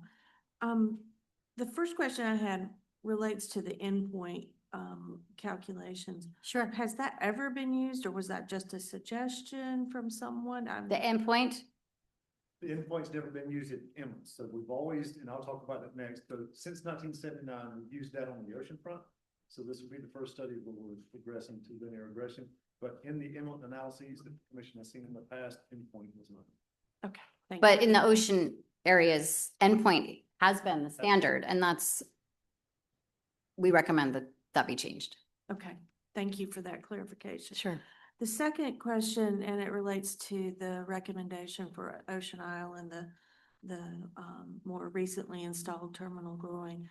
Do you have a sense how many years of data before you would feel comfortable looking at something different, or it's just hard to say? Well, I think it's hard to predict because we don't know exactly how that structure is going to behave. What I can say is that we would be looking for the variability to go below the 15-meter threshold or the 1-foot threshold, because that would tell us that the structure has stabilized the shoreline in the way it was intended to do. So, you know, a lot, and then you have to look at both sides, right? It was intended to be permeable, but we're seeing some downdrift impacts. And so those monitoring reports and collection of data are going to be really important in a reassessment. But I mean, I would anticipate that, I mean, certainly it would make sense that it would take at least 5 years, you know, the next 5-year update would be a good time to look. It takes a while and a certain period of data to assess variability. And right now, I can't really suggest a time period. I can just say that we would be looking for those thresholds to be met closer to the structure. That makes sense. Thank you Yeah. for that. Yeah, Thank good you. question. Thank you. Brother Bob? Yes, and thank you for that, all this work. You're I understand the 90-year risk line as the landward boundary of the inland hazard area box. Tell me define for me the 30-year risk line. What? So that would be the setback, right? So that That would so- be the linear regression. Erosion rate. Erosion rate. times 30, From the hybrid vegetation. line? Correct. Okay, times 30. okay. Right, so that's the equivalent to the setback. Yeah, thank you for asking for that clarification. Exactly. And there again, I think currently the setback in inlet hazard areas is defined based on the OEA, closest OEA rate. And you can see that that's really not representative of what's happening along those stretches. And so that's where we're recommending using the actual linear regression rate at each transect times 30 to determine the setback from the HVL. Yep. Lauren? This is just a comment. I just wanted to thank you for the presentation because I'm an English major and I followed it. Oh. So thank you. Thank you. Thank you. I appreciate that. And I'm so glad. Larry? I too, thank you for all the work on that and especially building upon the work that had been previously done.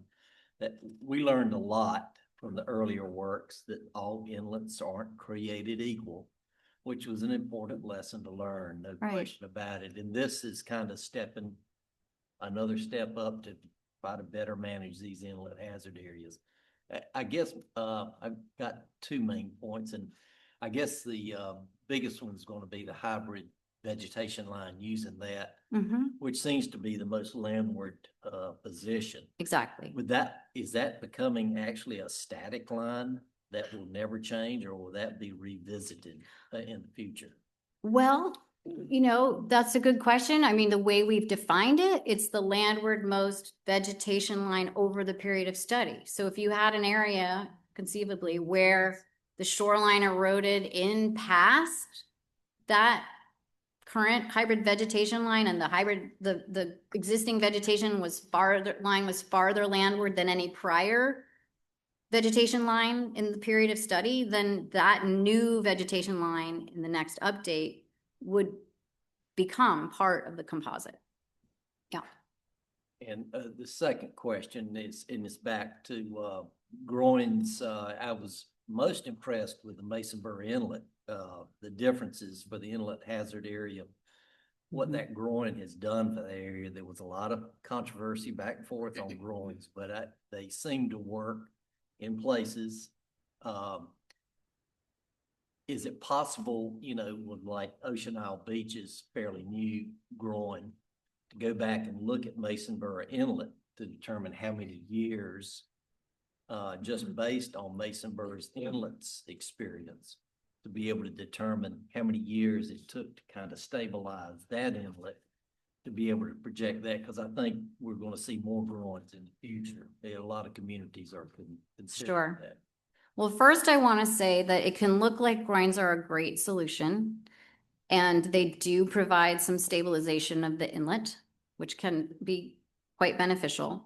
They do have detrimental effects in that you're blocking, that box, right? So you're blocking transport. In the case of Mason Borough, you're blocking transport from sand from reaching the downdrift side. So it can cause significant erosion that needs to be mitigated on the downdrift side. So that's something to keep in mind. They don't work everywhere for that reason. And also the jetty here is different than the terminal groin. A jetty is built to stabilize the inlet and to provide a good navigation channel because you're funneling the currents and there's some sweeping out of the channel that occurs naturally. A terminal groin can be a preferred solution in some ways because it is not as long. It doesn't extend out as far. It's not going to trap necessarily as much sand. It's beneficial if they're permeable so that some sand can pass through. And I know the Ocean Isle terminal groin was designed to be leaky to counter downdrift effects, but you're still blocking and changing that alongshore balance in a pretty significant way. And I would say the two structures are very different. They're different in length, they're different in construction. And so, yes, we could evaluate how long it took to stabilize here. But that, again, like you said, all inlets aren't created equal. So that gives us some information, but mostly just about here. It's not necessarily something that could be extrapolated elsewhere. And terminal groins are not a panacea. Unfortunately, there is no panacea. We just have to figure out how to be adaptable and live with these changes. And the updates are really important because some of these changes may become even more rapid going forward in time. So yes, and a point well taken. It would be lovely if we could know how long it might take, but that's a new structure and its placement is also different in terms of, so there are questions about the downdrift effects that we just can't know the answers to until those reports come in and more time passes. And kind of coupled with groins or jetties, their impacts on inlet areas, and you may not have looked at that, but the dredging of inlets. Some of our inlets are dredged very regularly, others none hardly at all. Was there any correlation with that as far as inlet hazard areas or linear regression rates? with Yeah. Areas that have regular dredging in inlets versus those that do not? That's a great question. And certainly there can be effects from dredging. Sometimes you dig a big hole and then it wants to fill in. So you're pulling sand from somewhere else. It can change the tidal currents and where they're eroding versus accreting. So dredging certainly can be impactful. Sometimes it can cause an area of accretion because you're placing, dredged material. So what I can say is certainly dredging can have an impact, could be beneficial, could be negative, but that is beyond the scope of what we did. And it would take, pretty significant research to tease that out, given that the dredging histories are different and would need to be compared with the historical record. So it's a great question. Can be important. Jordan? Appreciate the reports, very informative. I don't think I'd be ready to get a test on it quite yet, but A lot. We took yeah. 2 years and you have Right. just how long to digest. So Right. yes, I understood. did notice that Oregon Inlet was excluded from it. And just some personal background there is that we have a groin on the south side that's actually worked in its every way. It's built up 90 acres accreted behind it. Since it's been built in 1990, prior to that, it was washing away Highway 12, the bridge and everything else, and the life-saving station down there. Back to Lockwood Folly, what was the reason to use something different Yeah, than the other inlets? I knew that question would come up. So at Lockwood Folly, what I'm showing is the standard deviation along shore for Lockwood Folly. And what's interesting is that so if you have a stretch that's highly variable, so you have a high standard deviation, but it's a long stretch, so that standard deviation is sort of consistently high for a while, then your change in the standard deviation between transects may not pick up that boundary. And that's what happened here, because the change in the standard deviation is consistent over a longer stretch. And what pointed us to this alternative is that there are the standard deviation greater than one change in standard deviation greater than 1 foot threshold did not pick up a zone where a number of houses had been lost over many decades on one side, and also missed an area of accretion that was clearly inlet related on the other side. But when we reverted to the 15-meter threshold, those areas were included and picked up on. So we really, all along, held ourselves to the standard of objective, can use it at all inlets, don't need to make adjustments based on professional judgment. So we worked really hard, continuing to iterate on different statistical approaches. And this was one place where we felt that an adjustment needed to be made to revert to that standard deviation greater than 15 meters. And again, it's just because you have that long stretch where it's highly variable, but it's highly variable in a consistent way so that that delta doesn't reach that threshold as soon as we would hope to pick up those inlet changes. Okay. Earl, then Neil, then Bob. Dr. Moore, Yes. the combination of the hybrid vegetation line with the long-term erosion rate, I have trouble reconciling that. And the reason being that you're taking the landmost position that the shoreline has ever progressed to, and when it got there, it stopped. So either the erosion rate went to 0 or it started accreting because it backed away. And yet you're saying that you're going to measure setbacks from that place that's already been, reached the maximum amount of erosion that that location could have, and you're going to hit it with a penalty to drive it farther back. I think homeowners are going to have, and property owners are going to have problems with this because it seems like you're double penalizing. It's double jeopardy here.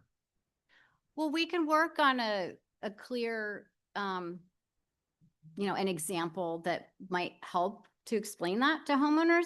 But I would say that I can understand the concern, and yet, the shoreline variability shows you, the change in shoreline position tells you how much change you might expect, but the vegetation line tells you, yes, that landward point so far, but then you want to be some distance back from that. You don't want to, I don't think you want to build right at the landward most vegetation point, because if the shoreline gets, if the vegetation line gets there, you don't want to be right there. You want to be farther back. So, this example here from Ocean Isle.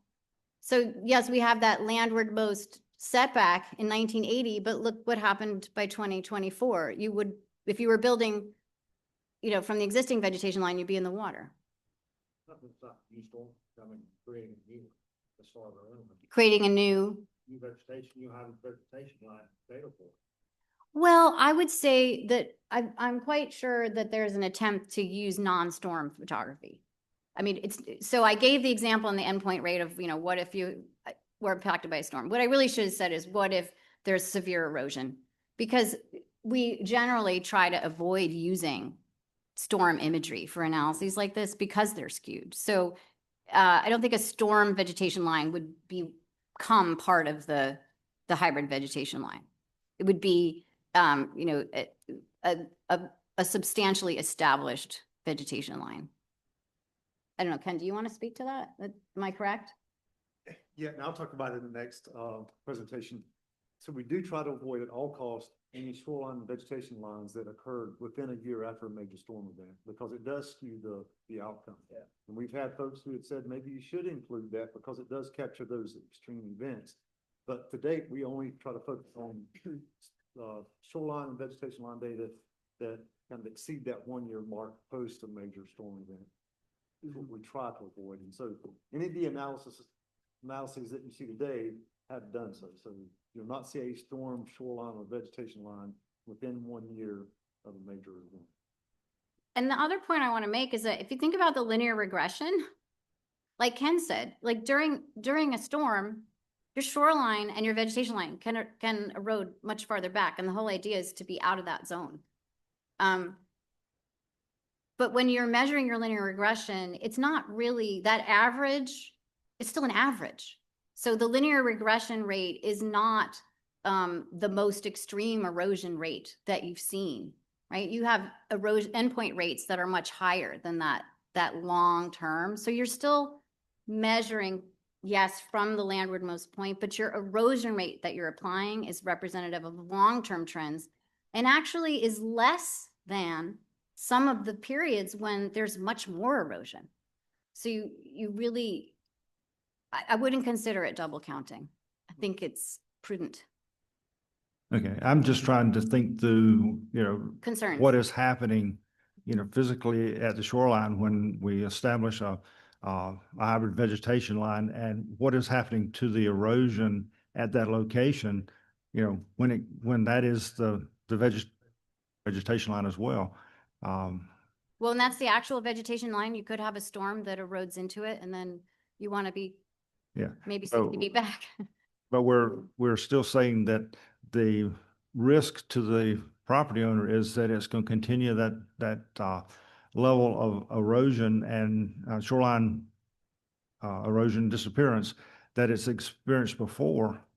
And I'm not sure that On average, and according to the last update. So, I mean, this would be updated every 5 years. If it's a period of accretion, and period of accretion lasts for 10 years, 20 years, then that long-term linear regression rate becomes less negative, right? So the way that the future change is incorporated in is through the inclusion of more shorelines for future updates. Right, your erosion rate may change, through the linear regression, but the hybrid vegetation line never changes. And you still got a lot of data that's demonstrated a lot of erosion in these inlets. And some of these places in the throes of the inlets have got 7, 8, 10 feet a year. Is there going to be the erosion rate? And we're not going to be able to change that much with a couple, 5 years of data.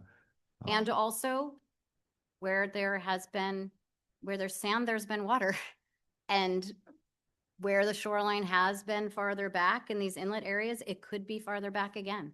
So even if you have accretion for decades, that cycle can change, as we see looking back from 1938 to, it can look really safe for decades and decades. And then suddenly it's really not. Yeah. So. Yeah, just as a personal note, my concern is that we write regulations and we tell property owners you have to do these things, but it provides them very little protection. And we don't really know how much. It provides them little protection. Can you say more about what you mean by that? Well, if we write regulations and we tell property owners you have to build back to the 30-year risk line or the 90-year risk line, what does that mean to them? If they go ahead with their project, what's the likely outcome? And I don't know that I can give you. That they'd be less likely to be impacted by shoreline variability. That's the goal, I hope. Yeah. Neil? Very impressive report. I want to thank you and the science panel and Ken and DCM staff. And I hope that you also be able to appreciate how much the oceanfront community should appreciate your report. My question is that large shift in Tubbs Inlet that you talked about, was that a natural event or was that a project that created that large eastward shift in Tubbs? It was relocated, as I understand it. 1970, I think. 1970. Yeah. So, so that's where it was impinging upon. It was a long time ago, but my sense is was impinging upon the areas to the west, and so, relocated to the east. Okay, yes. Forcibly. Okay, all right, Yeah. thank you. Yeah, good question. Bob? Yeah, my question's for Ken. Ken, the recommendation is that we'll update the IHAs every 5 years?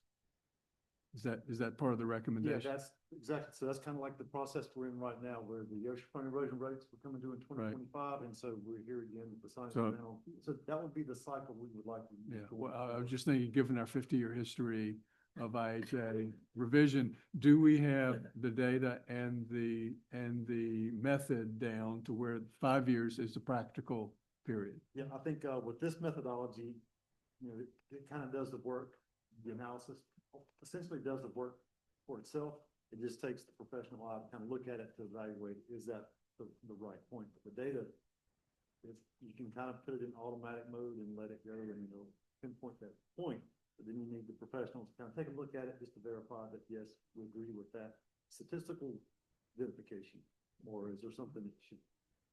Yeah, we did review each Right. So we inlet. don't have to go out and invent anything. We've got it. So this is I like to think of this as a dead horse, and the science panel has kicked that dead horse as physically possible. And so with the data that we have looked at, it's been analyzed up, down, left, right, sideways, and so it would take something, we'll obviously continue to collect data to add to the analysis, but in terms of considering other things, that would alter the method, but looking at shoreline and vegetation line and changes over time, this is a pretty solid methodology. So input new data and output new maps, review them, and then, it should be relatively straightforward.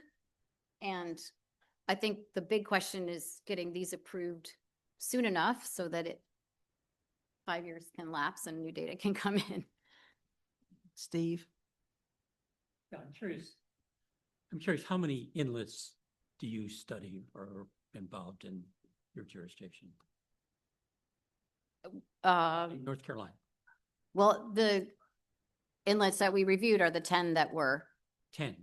the 10 inlets that we reviewed, yeah. These are the inlets, if I can put them up, that we reviewed as part of the report. So the developed inlets and a couple of undeveloped ones, but yeah. Those that you have studied, but is that the total amount of inlets in the shoreline of North Carolina?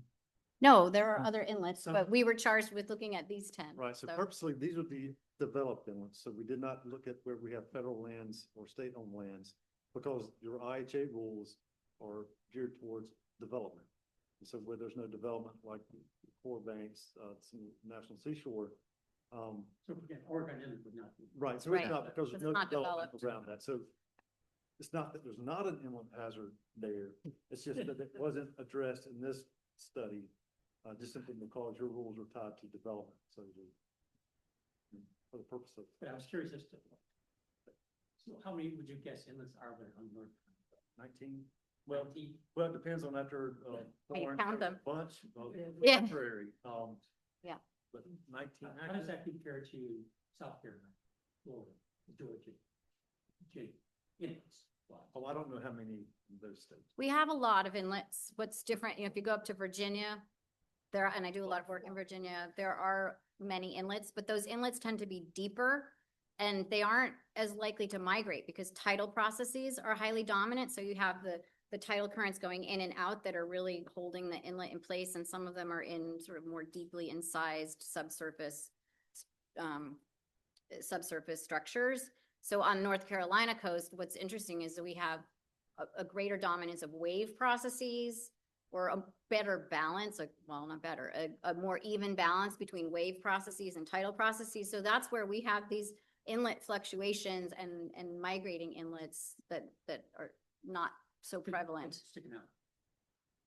Well, perhaps that's part of it, yeah, but essentially our tidal range also plays a role. So if the bigger the tidal range, the more the tidal currents have an influence, because you have to move more water in and out in a shorter period, in the same period of time. So it's the interplay between the tidal dominance and wave dominance that kind of set up our So in inlets. those states, doing similar types of And do you work at them?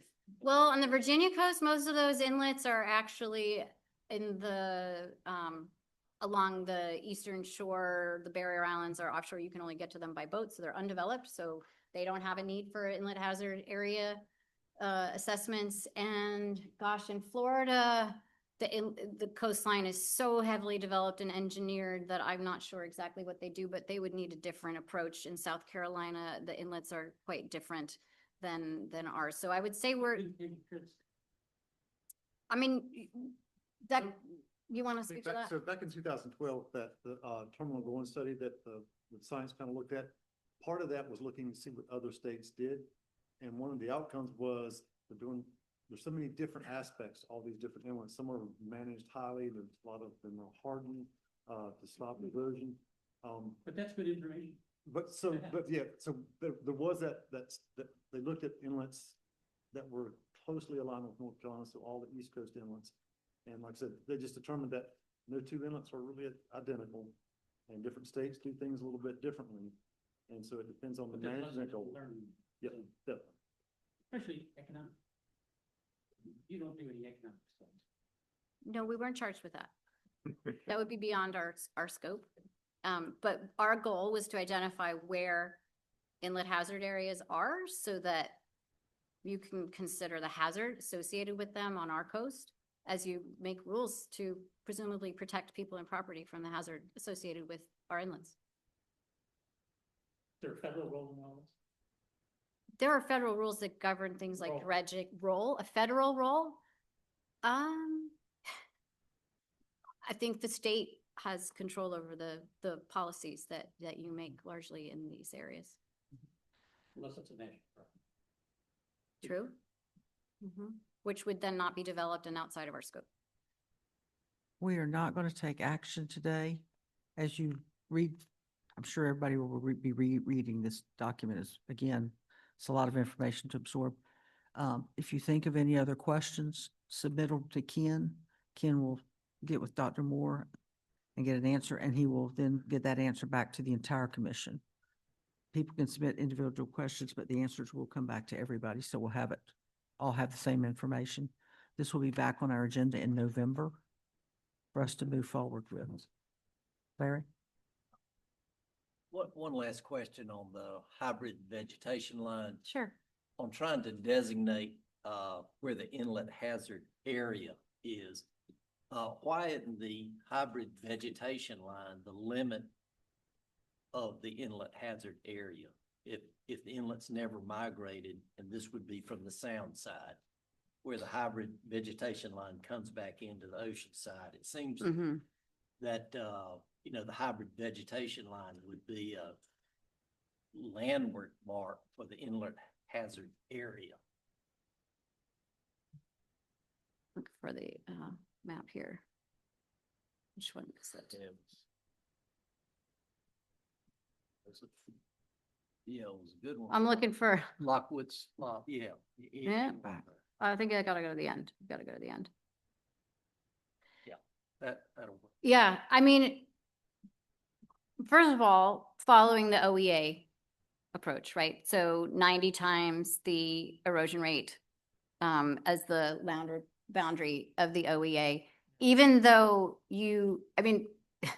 so the vegetation line, the shoreline, the beach, those are the dynamic parts of the inlet hazard area, but also there are effects that wrap around in the inlet. You have areas of accretion even on the back, or erosion on the backside and at the tip.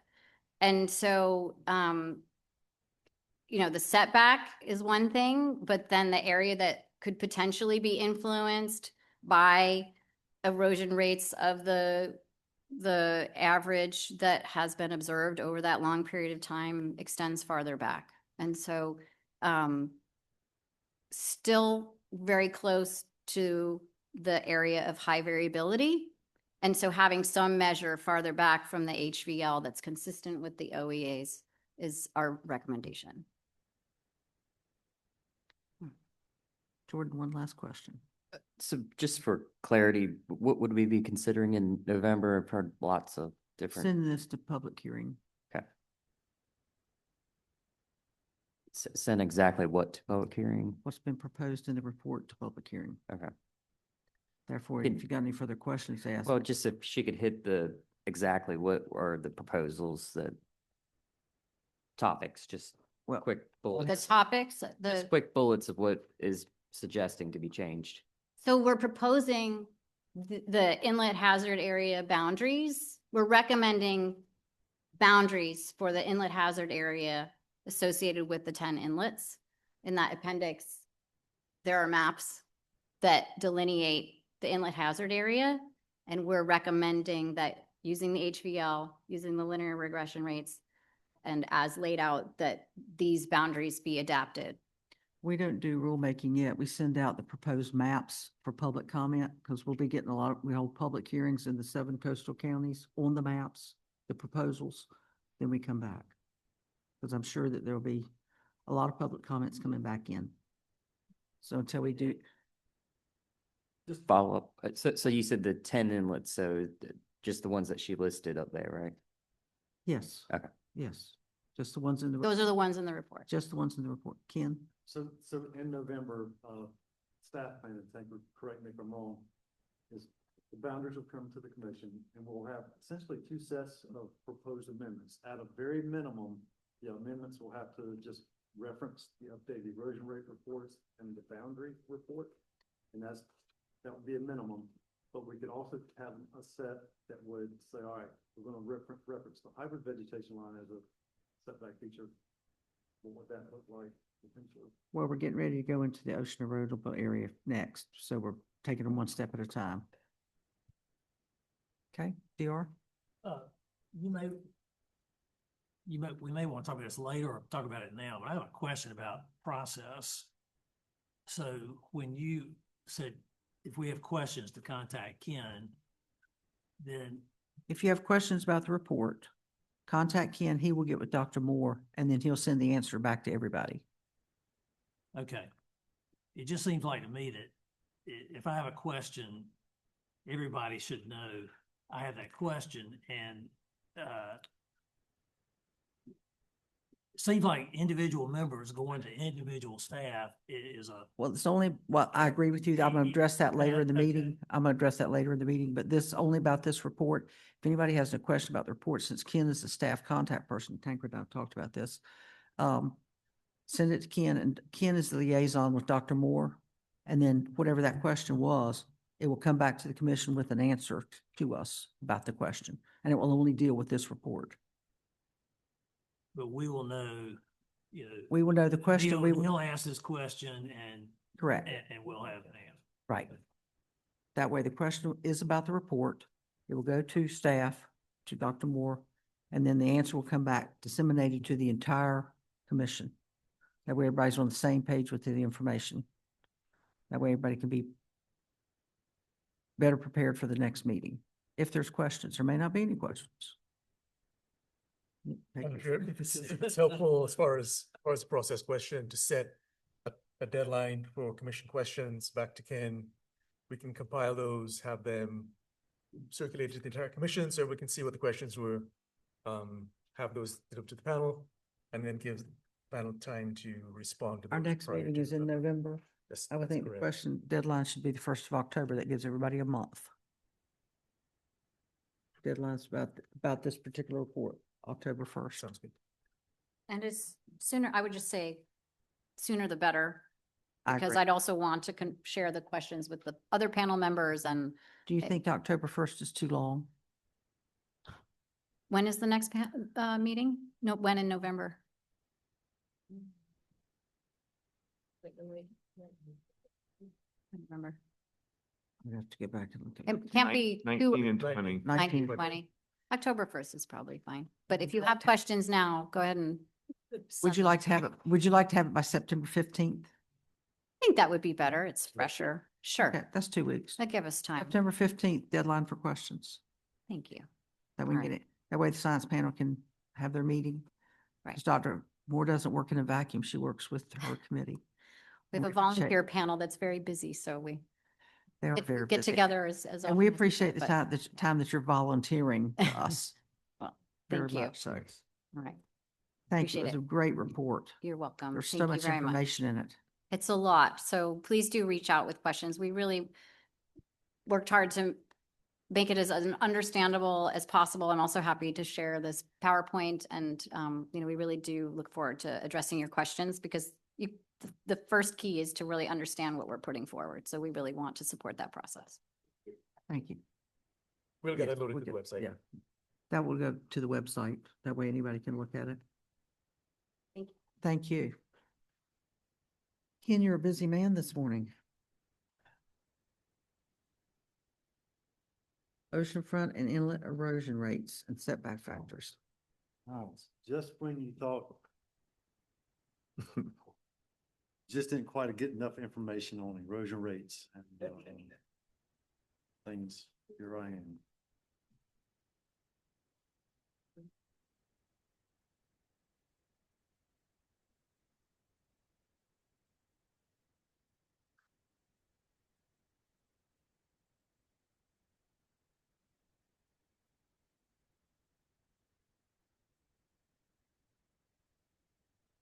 All right, good morning again, and just for the record, my name is Ken Richardson, Shoreline Management Specialist with the division. And so today I'm going to be talking about oceanfront erosion rates and inlet erosion rates inside the proposed inlet hazard areas that Dr. Moore just spoke of.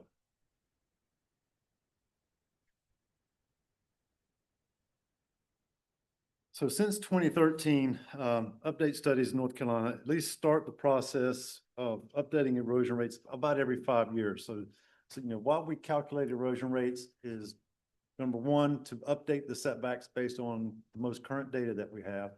Second, it is that also follows an update with the ocean erodible area based on the most current data. And then communities that are in the community rating system, the CRS program, can receive 50 additional credits under FEMA's National Flood Insurance Program if North Carolina maintains its erosion rates every 5 years, which can serve to reduce flood insurance premiums. And it has done so. Actually, in 2013, the communities along both banks, because that extra 50 points actually put them in a different tier.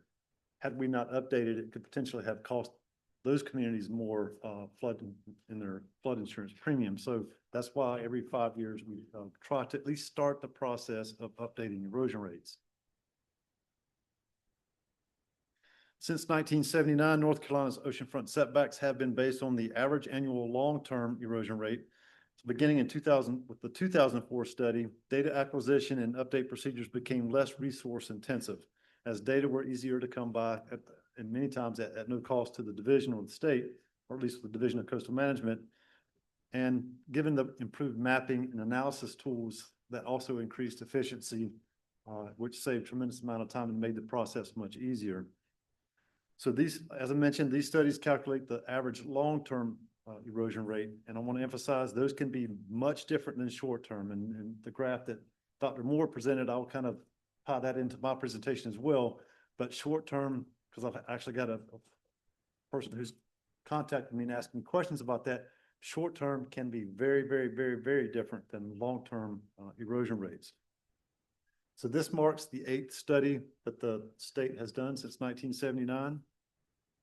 So the process of calculating erosion rates requires shorelines. We have transects. We have over 10,000 shore perpendicular transects spaced 50 meters apart, extending from South Carolina to Virginia. And as I mentioned, data are easier to come by. But with the advances in mapping and analysis technology, those things have really made updates much more efficient and accurate. So the two primary tools that are used are ESRI's Geographic Information Systems and the U.S. Geological Digital Shoreline Analysis System. USGS released that tool in 1992, was the first release, and they've maintained that ever since. So once the raw data have been calculated, those data are then statistically smoothed and then blocked into erosion setback factors, and I'll go into those details in just a moment.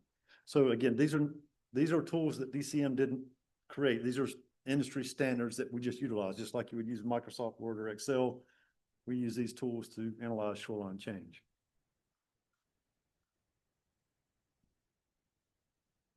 So the primary shorelines in DCM's database are mapped from aerial imagery and referenced as we call it the wet dry shoreline. You can look at that top left image and that dashed black line kind of illustrates where that wet dry line is. And so when you digitize that from imagery, that's what it would look like. And again, we try to avoid imagery that follows a major storm event, and we try to follow or avoid imagery following major or beach nourishment. However, given the frequency and the amount of communities doing beach nourishment, that has actually become more challenging and almost nearly impossible to avoid those freshly nourished shorelines, but we try to if we can. So while some of the early shorelines, we do have imagery from the 1930s and 40s, most of our earliest shorelines are actually mean high waters pulled off of National Ocean Service topographic maps. And those early shorelines typically involve 4 people in the field, 1 carrying the plane table, another equipment, 2 rodmen, and 1 topographer. So definitely a lot of advances since those early shorelines were mapped.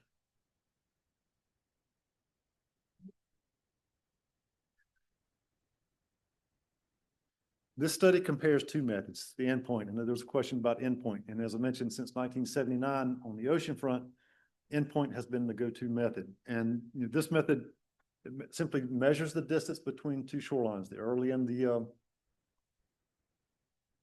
and the most recent, distance divided by time, then gives you that rate.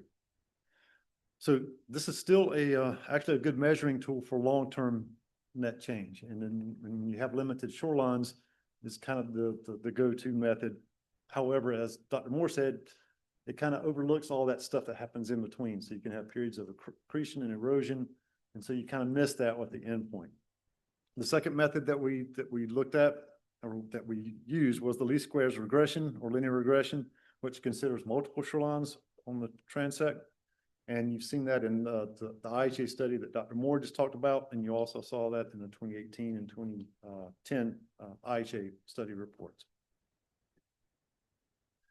And so these are the 2 primary methods that you see in that digital shoreline analysis system. So you don't have a suite. There are 3 methods in that, and these are the 2 primary go-tos that we use to look at shoreline change. So this is the same graph that Dr. Moore showed. And it represents shoreline positions over time, where the x-axis is your time, the y-axis is your shoreline position.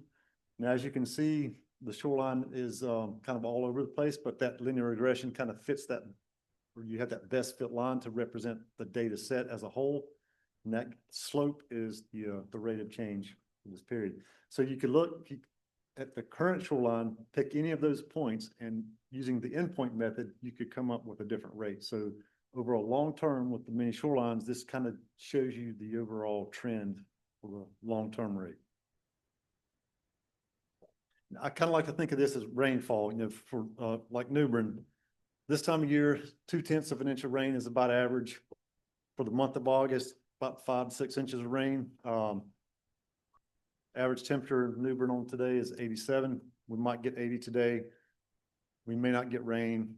They got almost 4 inches of rain a few days back. So you never know when you're going to get those bursts of erosion, or you may get all your average highs in 1 year and then not see that again for decades. But over long-term trend, that's kind of your average. So if you're trying to plan a wedding or plan to build a house, you want to factor in, all right, at least I know what the trend is.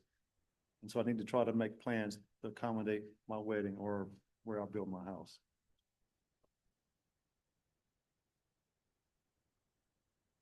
Well, I'll summarize the comparison between the endpoint and regression.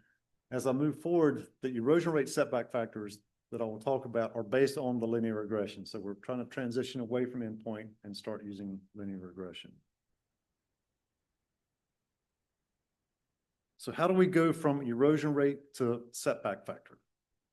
And then I may refer to it as shoreline change rates, because not all portions of the beach are necessarily resulting in measured erosion. You may have some accretion in there, so that's the shoreline change.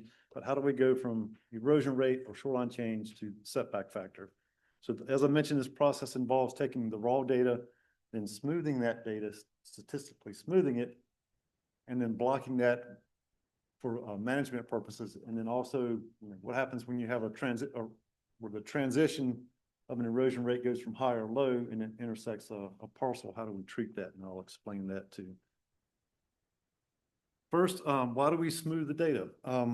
statistical smoothing effectively filters out those short-term dynamic shoreline phenomena such as beach cusp and potential mapping areas. So we can look at this section of beach and see where, depending on where you fall on that transect, your rate would be different if you just looked at it just by transect, going to each transect to the next. So we do a 17-point running average, which you take one transect and you average it with 7 or 8 points to the left, 8 points to the right, and you smooth that to create that statistical smoothing of the raw data. And as I said, so if you're looking at transect number 9, you smooth 8 with 8 to the left, 8 to the right, go to transect number 10, and then do the same thing. And as you approach the end of that set of transects, then you just start dropping off by 2 until you reach the end. So when you look at it plotted, you can see the smooth line is the red, the raw data or the blue. So graphically, that just shows you what the smoothing does to the data set. All right, so now we get into the blocking. So as we touched on earlier, the default minimum by rule in 07H 03041, if you have accretion that's measured or your erosion rate is less than 2, the default minimum is 2. So when you look at the online map viewer or look at the report and you see, all right, setback factor of 2, that actually may represent an accretional beach, or it may represent an area where the erosion rate is less than 2. So by minimum, by default, that's the minimum. Where you see blocked erosion rate setback factors that exceed 2, then that corresponds to the actual erosion rate. So if it's 2, 5, 3, and 4 and above, you know, all right, that section of beach has an average erosion rate of 2, 3, 4, 5. And what we do is we look at the set of transects and we average those out, and where those transects have similar erosion rates, they get blocked into one segment, and that helps with management purposes. So when you're looking at a beach, rather than the field rep or the LPO going out and trying to find the transect and then trying to figure out what to do in between the transects with the in-between stuff, we just create these sections that have similar erosion rates. So that's effectively what the blocking is doing. But in doing this, we have rules that we apply to this process. And so you can have no fewer than 8 transects to create an erosion block. We try to increase or decrease those blocks in increments of 1s.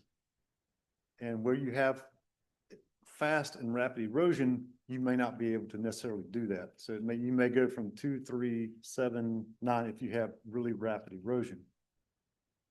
We round up, so unless it's a half foot dominated, so if the average between the 2 and 3, just that average was 2.5, then that section would get a 2.5. But if it's 2.4, it gets shifted down to 2. If it's 2.6, it gets bumped up to 3.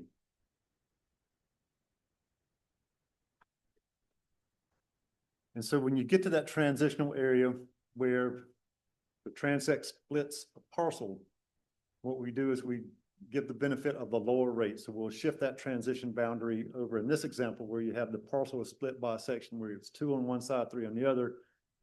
We shift it to give that property owner the benefit of that lower rate where you have that split. And that's been done since before my time with the division. And so we just kind of continue that to give that property owner the benefit of a lower rate.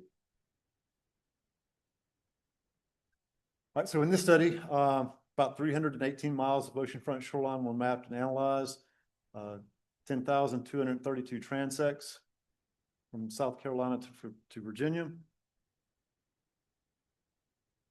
And this is going to be my slide where I compare the endpoint method with the linear regression method. So the linear regression is inside that red box.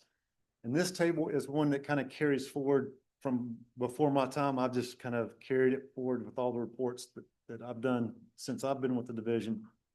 And so we're looking at setback factor. So when you look at when you go down and you see setback factor equal to 2, again, that section could capture accretional sections of beach or erosion rates that are less than 2. So if you see that, just know that could be accretional or small erosion. Then as we jump up to 2.5 to 5, then we're talking about erosion. So these numbers represent the length of shoreline and the percent of the total. So for measured accretion, 109 miles or 34% of the total oceanfront shoreline had measured accretion using endpoint. If we jump over and look at least squares regression, it was 31.2%, so not too far off. And so what we found is, even though there are different methods and linear regression is taking in a lot more shorelines, the long-term trend was still generally the same. So it wasn't too far off. And I'll dive more into those details in a minute.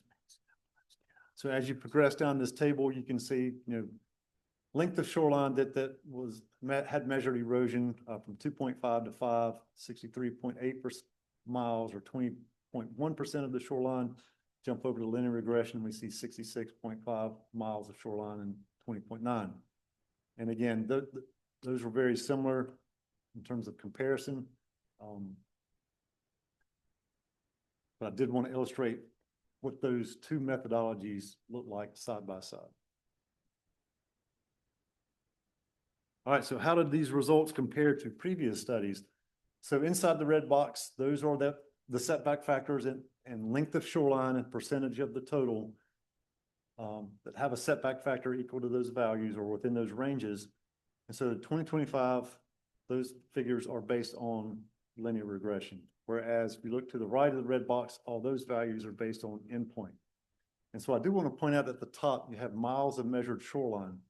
When using linear regression, we're factoring all the shorelines in, so this is not so much of an issue.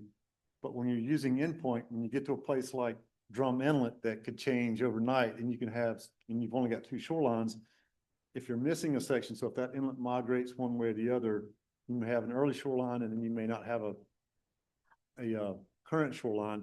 And so that gets counted as either no data collected or not analyzed at the bottom, and that reduces the length of the total shoreline. So going forward, you should probably see a consistent 315 to 318 miles, depending on what the inlets are doing. So even there, still very similar to what the endpoint methods showed in previous studies.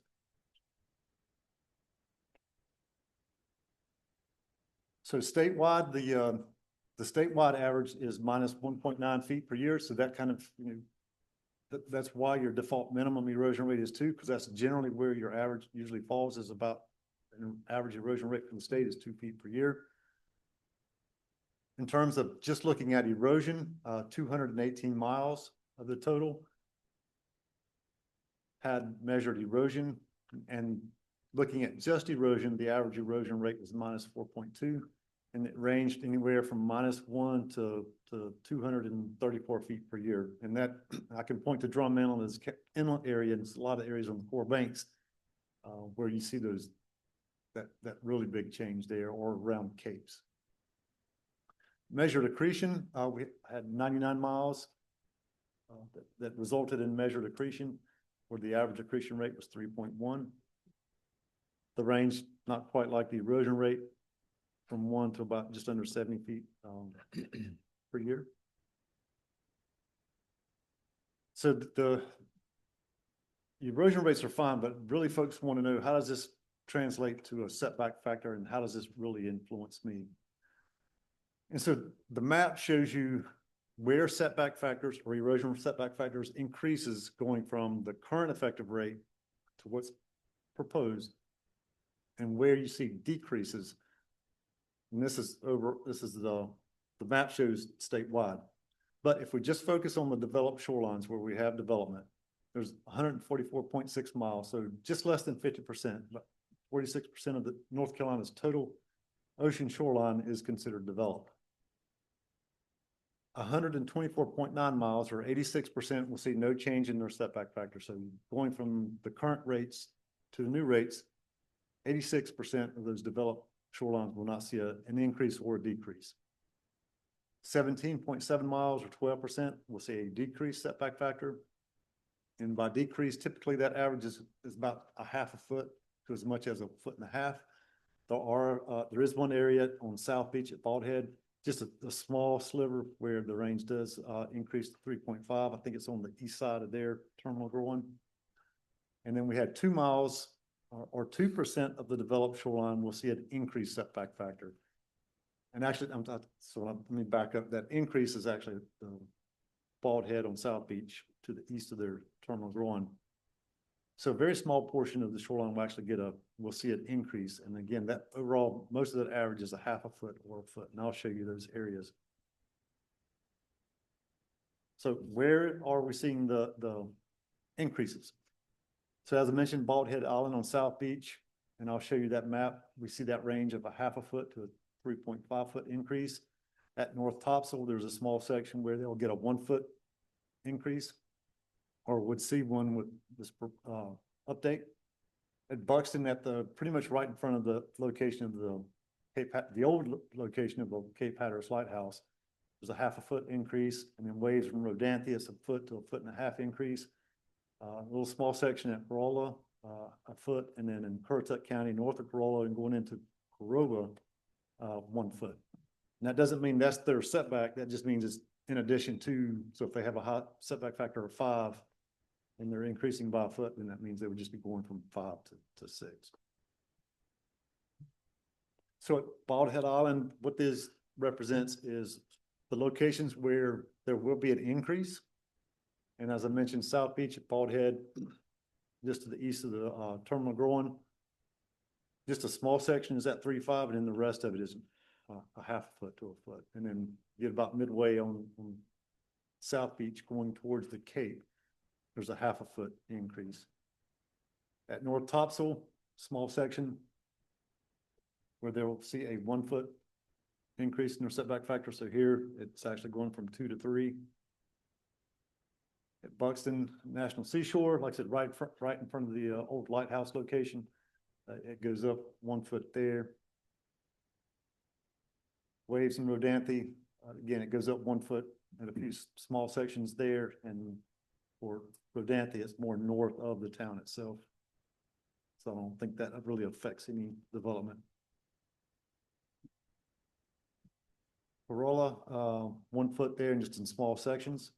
For the most part, their setback factors will remain the same going from current to the update. Then we get up to Currituck County around the Corova area.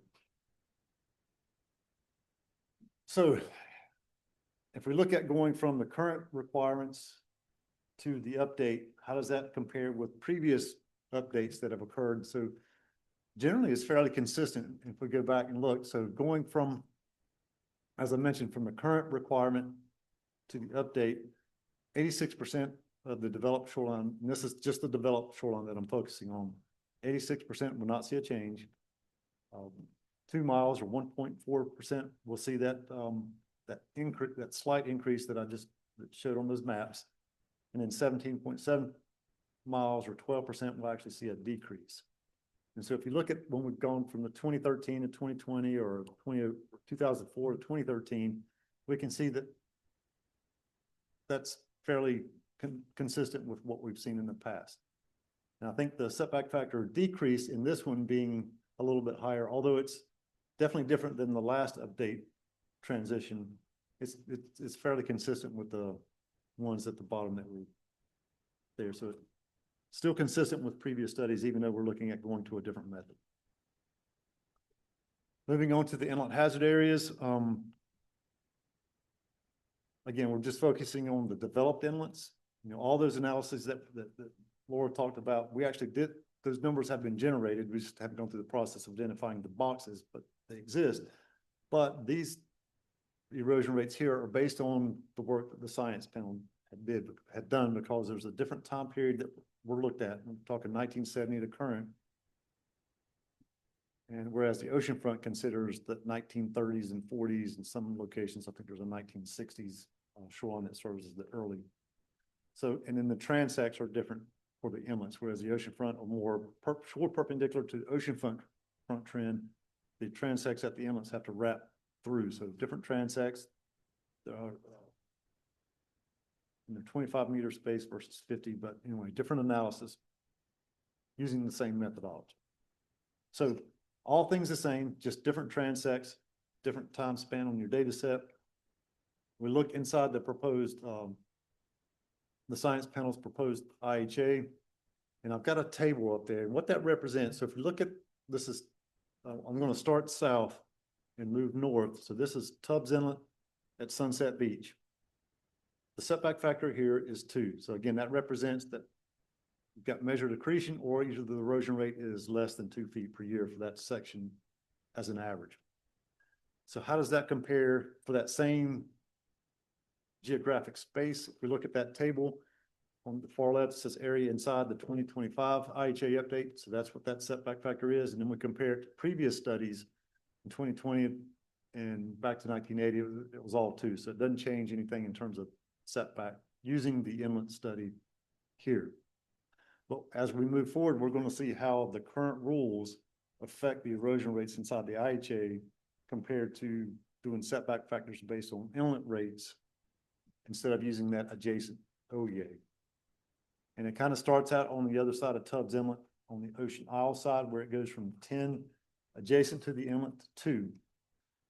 That doesn't mean the past studies missed that higher erosion rate at that end. That just means that when you look at the table, it just means that it pulled from the adjacent OEA. So 2 has consistently been applied to the current inlet hazard area. So that's why you see 2s going back through time. But here you also have a rapid erosion rate as you go into the inlet. When we see that we weren't able to do those 1 foot interval going from 2 to 3 to 4 to 5. It's just you have that rapid transition, and when you do that average, you get 2, and then if you're using a minimum of 8 transects at the end, then that average comes out to 10. So here we have just an example of rapid erosion rate going into the inlet. We jump to the other side of Ocean Isle at Schlote Inlet. We see the erosion rate setback factor starts at 2. And goes to 10 just to the west of the terminal growing, and you see setback factors 14, 17, 17.5 inside or to the east of the terminal growing. Again, it's not that the rates calculated in past studies missed that. It's how we applied the rates of the adjacent ocean erodible area. And so this table definitely demonstrates that. So the current IHA kind of falls out where you have the setback factor of 10 and 7 and 10. So most likely, if we were just doing the adjacent OEA, 7 would be applied inside it. So where you go to the table and you see 5, where the setback factor is 10, and it's all 5 all the way down, and you go to the next, you see 6, 5 all the way down, and then 4, 5. That's because that's what the adjacent OEA rate was going inside the inlet. Now, does this make sense, what I'm presenting? Because what I'm trying to do is show for that same geographic space where you have a setback factor of 4, if you compare it to, for that same area, you see either the range of rates or what the rate was compared to relative to past studies. And if that doesn't make sense, just let me know and I'll see if I can tackle a better explanation. We jump to the other side of Schlote Inlet at Holden Beach. Most of this has an erosion rate setback factor of 2. Since the 1970s, it's been fairly accretional on this side of the inlet, but once you wrap into the channel and go on the towards the backside, you do pick up the erosion rates, higher erosion rates there, which you then get the setback factor of 9 and 16. Again, that's kind of a past studies probably didn't pick it up, or probably picked it up because of how the adjacent OEA was applied in there. But those higher rates at Holden Beach doesn't affect any developed property. It's just the kind of on that backside where it's more marshy. The east side of Holden Beach, they actually would see a reduced erosion rate setback factor. Historically, in this area, and as Dr. Moore pointed out, there's been some hot spots, and especially the endpoint really kind of reflects that. And you see that in looking at past erosion rates where you see 4 to 6 and as much as 7.5. But then when you factor in those shorter term fluctuations, it actually brings those rates down for the most part to a 2 foot rate per year. And it's not until you get inside the inlet where you start to see a higher rate.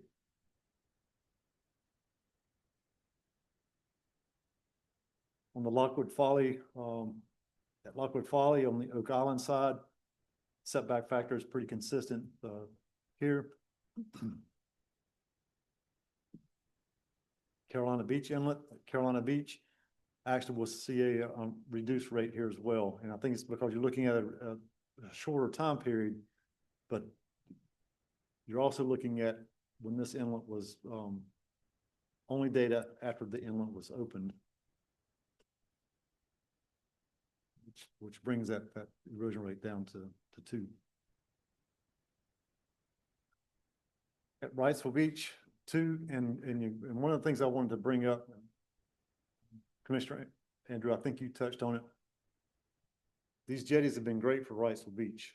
They have been brutal on Masonboro Island. And so it kind of tied into what Dr. Moore said is you never know kind of how things are going to respond. And when you put in a structure, it might be great for one side, but it may be not so great for the other. And this is a great example of how this is unique and how that structure has influenced. Like I said, it's great for one side, but on the Masonboro Island side, it's been pretty tough. Mason Inlet at Wrightsville Beach, they've traditionally had a 2-foot erosion rate, and it remains unchanged with the inlet study. Figure 8 at Mason Inlet, it's kind of similar to the other side. The setback factor is 2, kind of remains consistent with past studies. We jump over to Rich Inlet, and this is kind of a same or similar scenario where the adjacent OEA has kind of reduced that inside the current boundary. And again, and I just want to make sure I mention this, but the boxes you're looking at, that's the proposed updated IHA that we're looking at. But because the adjacent OEA has been applied in the current inlet hazard areas, those rates have been a little bit lower. Whereas looking at just the inlet rates, you do pick up a consistent pocket of erosion there as you start approaching the inlet. At New Topsail Inlet at Topsail Beach, it's a migrator, been very accretional. And obviously the rates kind of reflect that. That's consistent with what we've seen in the past. We jump up to North Topsail, and this is just like very similar to the Charlotte Inlet at Ocean Isle, where that adjacent OEA being applied inside the current IHA has kind of kept that at 2. But at this location, very rapid erosion as you start approaching the inlet, and pretty much all that shoreline is sandbag, which will ultimately probably lower the rate here, but still you do have significant erosion that's been measured. And then last but not least, we have Bogue Inlet at Emerald Isle. It's fairly consistent with previous studies. There's been more inlet management after 2000, and so you definitely see those rates kind of staying fairly consistent at 2 feet per year or accretional. So no change there. All right, so the rulemaking process. So not in a hurry. There's going to be tons of time for the commission to ask questions, to kind of chime in on this whole process. So in August, we're just looking at the new rates, the proposed new boundaries, and no decisions are being made. And in November, we'd like to bring this back to the commission and at a minimum have what amendments it would take to the rules to just reference these new reports and updated erosion rate setback factors. And if the commission wishes to consider other rule amendments, then that's a great opportunity to make recommendations. But at this time, we will just updated boundaries, updated erosion rates, what it would take to just reference these in rules to update those is all we're prepared at this time to do for the November. Thank you, Ken. Another thorough report. A lot of information as well. It's interesting to see how some of the setback factors have changed. As well as there's so much continuity as well with the setback factors. That's pretty interesting. Questions for Ken? Robert? This is somewhat relevant to what this information is, but of your 314 miles of seacoast, how many miles do you think have a beach renourishment plan? So just about 80% of the oceanfront communities have installed a large-scale beach nourishment project. So we're not too far from being at 100%. I think some of those northern Currituck, Corolla, is one of those, I think Surf City just got added to, one of the ones who had not nourished, but nourished. So we're quickly approaching the 100% mark. I don't think we'll quite get there because some just, like Sunset Beach, they don't have a need to nourish their beach. So we'll never get to that 100% mark, but we're approaching that 80 and 90% of the communities are doing large scale projects. So obviously there is a erosion. That's because that's and it's a response to erosion. So it is real. And so this is just a tool to try to plan for that. And it's one of those things too, like the park superintendent talk about, you know, what happens when the setbacks expires, when development start hitting the coast, and we're using these setback factors. So in 1990, the setback factor was 3. So it's 3 times 30, 90 feet is your minimum setback. So what happens if we fast forward 30 years, we've had erosion, now what? So it's beach nourishment, and you have to reset that erosion clock. And so that's what we see North Carolina communities doing. So as we get new development, we have new update or erosion rates to reflect the most current data, then you have to kind of rely on that beach nourishment to kind of reset that clock. And Thank you. Other questions? We're gonna kind of keep this on the same track with the IHA, so we'll bring it back in November. Again, once again, if anybody has any questions that they think of, September 15th, keep the same deadline to Ken. Response back to all the commissioners. But we'll plan on in November, I'm sure, moving towards rulemaking and public hearings. the reports will be put on the website, and then I'll also include this stuff on our interactive map site. So the data will be available, mapping will be available, reports will be available for everyone to view. Thank you, Ken. You've done a lot of work. You had double duty. You worked with the science panel and their report, and you've been doing this. So thank you for all the work that you've done. I mean, staff does a really great job, and you've had a whole lot on you in the past 2 years or 3 years. So thank you so much for everything you've done. I think people are going to be interested in the setback factors and so forth, especially those that may go down. Those that go up are going to be, I'm sure, a little bit stressed. This is, now I'm really nervous because after the last time these were presented in 2018, 2019, social media lit up and my email and voicemail lit up for 2-3 months. And I want to take the moment too to remind towns, you know, don't spread information that's based on speculation. That was the biggest problem I had last time was so much unreliable false information was being spread. And so I had a lot of copy paste where it was coming from what seemed like a legitimate source, but it was totally just a copy paste. And it was based on nothing that was actually real. And so I just want to remind everybody, just ask me a question rather than making up an answer to a question. And don't ask AI because you might not like the answer. Please don't ask AI or Chat GPT. It was an interesting experience. Yeah, last I time, mean, so I expect the those same. things can create chaos.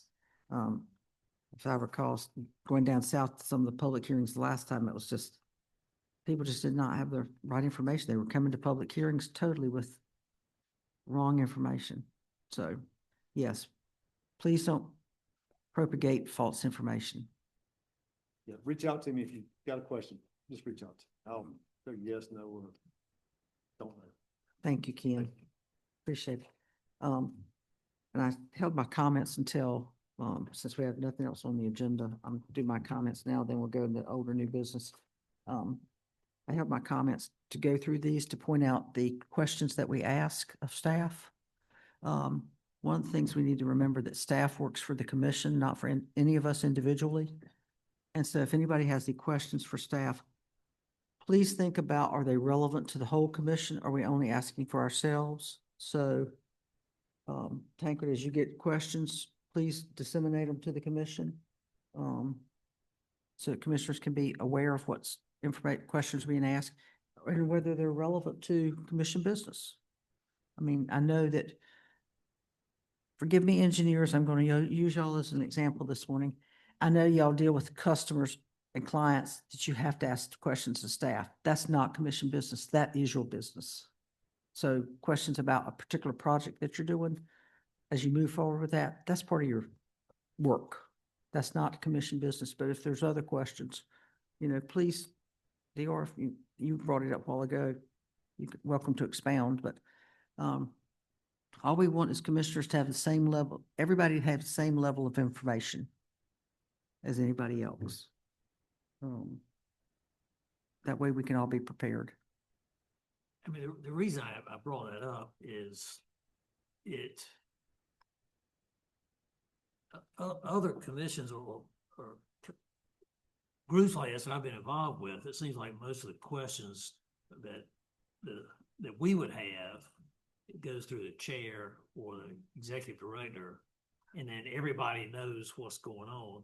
And here I get the sense that, we're individually getting in touch with staff and I don't, I'd like to be aware of what questions are coming on so we can all be part of it if it's commission business. Everybody amenable to that? Jordan? Yeah, I'd recommend that it goes to the executive director and that person disseminates it out to whoever staff that it needs to go to. And then to the commission, make sure the commission knows what's going on too. Yes, absolutely. Lauren? I would actually think maybe to go through you, as we're commissioners. I think it makes more sense to like vet it through you. Because my experience with the commission is the Marine Fisheries Commission, and that was very much individuals contacting staff, and it ended up, when you don't know other people are doing that, staff are being really, really taxed because you think you're the only one doing it, but there's 3 and 4 doing that. It piles up on them, and they have other jobs to do during the day.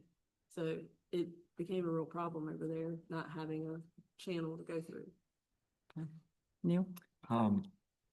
Possible suggestion is for these questions to be collated in between meetings and maybe have an agenda item in future meetings where those topics are addressed before the whole commission, so that it's not like a weekly effort for staff to be responding to these, and maybe they get collated over time, and then there's a effort before the next meeting to discuss those.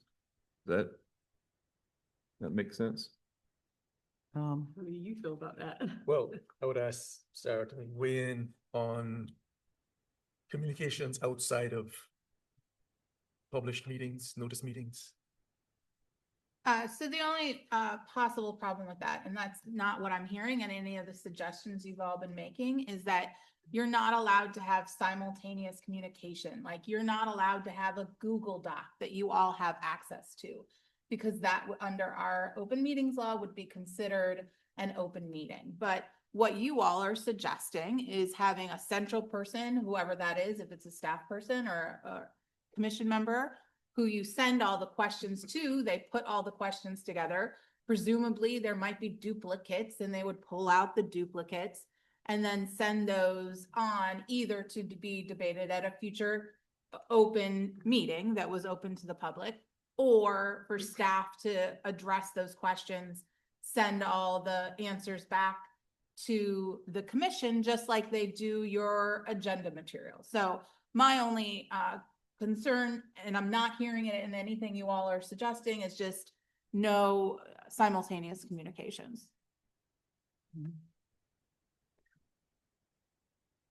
The collation may be the best method, and then we'll discuss with the commission. While we're on that subject, I do want to thank Commissioner Hennessy for pointing out that some of the old processes that we've been doing have not been permissible. So going forward, we have instituted new processes that relates to the executive committee. They will be publicly noticed and available. If we decide to have them, according to Mary, who I had researched that as well. One of her recommendations was for the executive committee to just staff disseminate the agenda to the executive committee for any comments that would go back to staff about the proposed agenda. So that would take care of trying to have numerous meetings. So, Jordan? So you suggesting not to do an executive committee meeting for your meetings? Executive committee meeting, probably not for the agenda, but if anything came up that we would need to hold an executive committee meeting, we would schedule it, notice it, and publish it. So all those other past meetings that were done without public notice, meeting minutes? That's why I say we're all working under the same old Just, processes that we've done for decades. So we've just recognized that that was not permissible, and we're trying to do it properly. Right, and I think in the past, other commissions have gotten in trouble communicating through emails. That's not what we're proposing to do. We're trying to just say, here's the agenda. Okay, so what if the commission member has a suggestion for an agenda item? How do they? Oh, commission members, if any commission member wants to put something on the agenda, please send it in. I've suggested a couple that haven't. Please send them to me and we'll take a look at it. Okay, I'll resend them. Thank you. Yeah. Thank you. And there may be times where, some things come forward, like demonstration projects. We can arrange for staff to have demonstration projects of new processes. I think your e-permitting, that may be something that interests, members of the business community, is the e-permitting. Yes, please send your suggestions forward. We welcome them. So we're all straight about how we move forward? Okay. Any other old business to come before the commission today? Under Tankard? Commissioner Baldwin. Larry? Well, yeah, I was until you just made those comments. I mean, I'll bring it up. No, it was, regarding a question I had last meeting. It was, beach dune, leveling in, Carter County. And the landowner contacted me again after Aaron passed through, and there was flooding, whereas where the dunes were built and have been maintained through renourishment, there is no flooding, but it's a very vulnerable area. But based on your comments, my knuckles are wrapped. No, not, absolutely not. It's okay, but I'll just take that up with, Director Miller. How's that? I had a comment after Aaron about people leveling dunes and they end up having overwash. That's There are what some, happened. there are people that level a lot of stuff on weekends. Yeah, that's what happened. Mhm. Yeah. Take advantage of that, though. I'm really.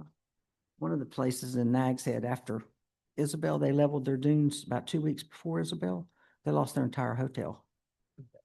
Yeah, they had that much damage. So yes, there is as much as everybody wants to see the view, sometimes it does damage. Bob? I just wanted to get some clarification on what we are going to see in November relative to the two reports that we saw today. Okay, on the science panel report for inlet hazard areas, it will come back to us. If there's been any questions, they will be so noted and brought back to us. Otherwise, we'll be taking action on the proposed inlet hazard report, whether it's send it to public hearing and rulemaking. Same thing with the ocean erodible areas setbacks. So both of those will be coming back, subject to any possible changes that have been made, which I don't think so. I think it's going to be a matter of information finding. If you've got a question that you're not clear about the answer, then we'll hear it. But everything will go proposed rulemaking, public hearings. Sheila? I just wanted to ask, if we're going to do anything, relative to the comments that were made yesterday afternoon during the public comment period. Thank you. And the earlier, septic tank rules that had been kind of set aside. Thank you. It's on my list. We did get a letter from the Coastal Federation. We did hear public comment as relates to that. Is anybody interested in having that septic tank issue brought back forward so we can possibly evaluate that for rulemaking? Just a question on, so what, can I hear from staff? I read the letter, but We is will there? send back to all parties. Please send to the commission the background on the septic tanks as well as the proposed rulemaking that had come forward, or all the reports that come forward to the commission, so everybody can be prepared for that discussion. If I'm hearing consensus to bring it back. I believe I'm seeing consensus, bring it back. Yes, Jordan, thank you, because there's new people a lot since that report, as well as the results of the task force that looked at the possible solutions. Yes. There's a task force. Made up by the state and the Park Service initiated task force that included Dare County on septic tank permits. This was the Threatened Oceanfront Structures Task Force. So that was one of the, yeah. Yeah, that was included in that report. Thank you, Sheila, for reminding me. Was the health department part of that Yes, task force? they were. Okay. Yes. This isn't an agenda item. So I'm gonna go off course just. a We're in new little bit. business.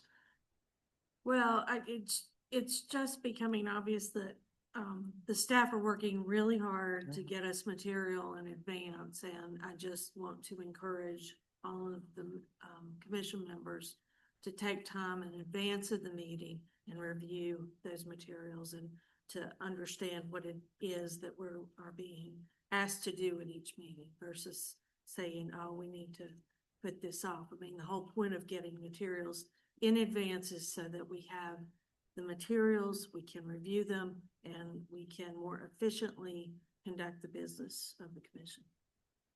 Thank you. Agreed. Because we have a lot of material to read and we should be reading it beforehand, making notes of our questions. Yes. Please. There's proposed schedule of meetings for next year. Hope everybody takes a look at that and sends back comments or conflicts. Is there a deadline for getting? November. Our November meeting. We hope to have that schedule ready by November. So if you got any comments, please send them because we're going to try to publish that schedule in November. November meeting is scheduled to be at the Beaufort Hotel, November 19th and 20th. Is there any further business to come before the commission today? If not, Madam Chair, I make a motion to adjourn. motion's been made. All in Second. favor? I see no dissenting hands. Thank you all very much. I'm gonna give him, remember.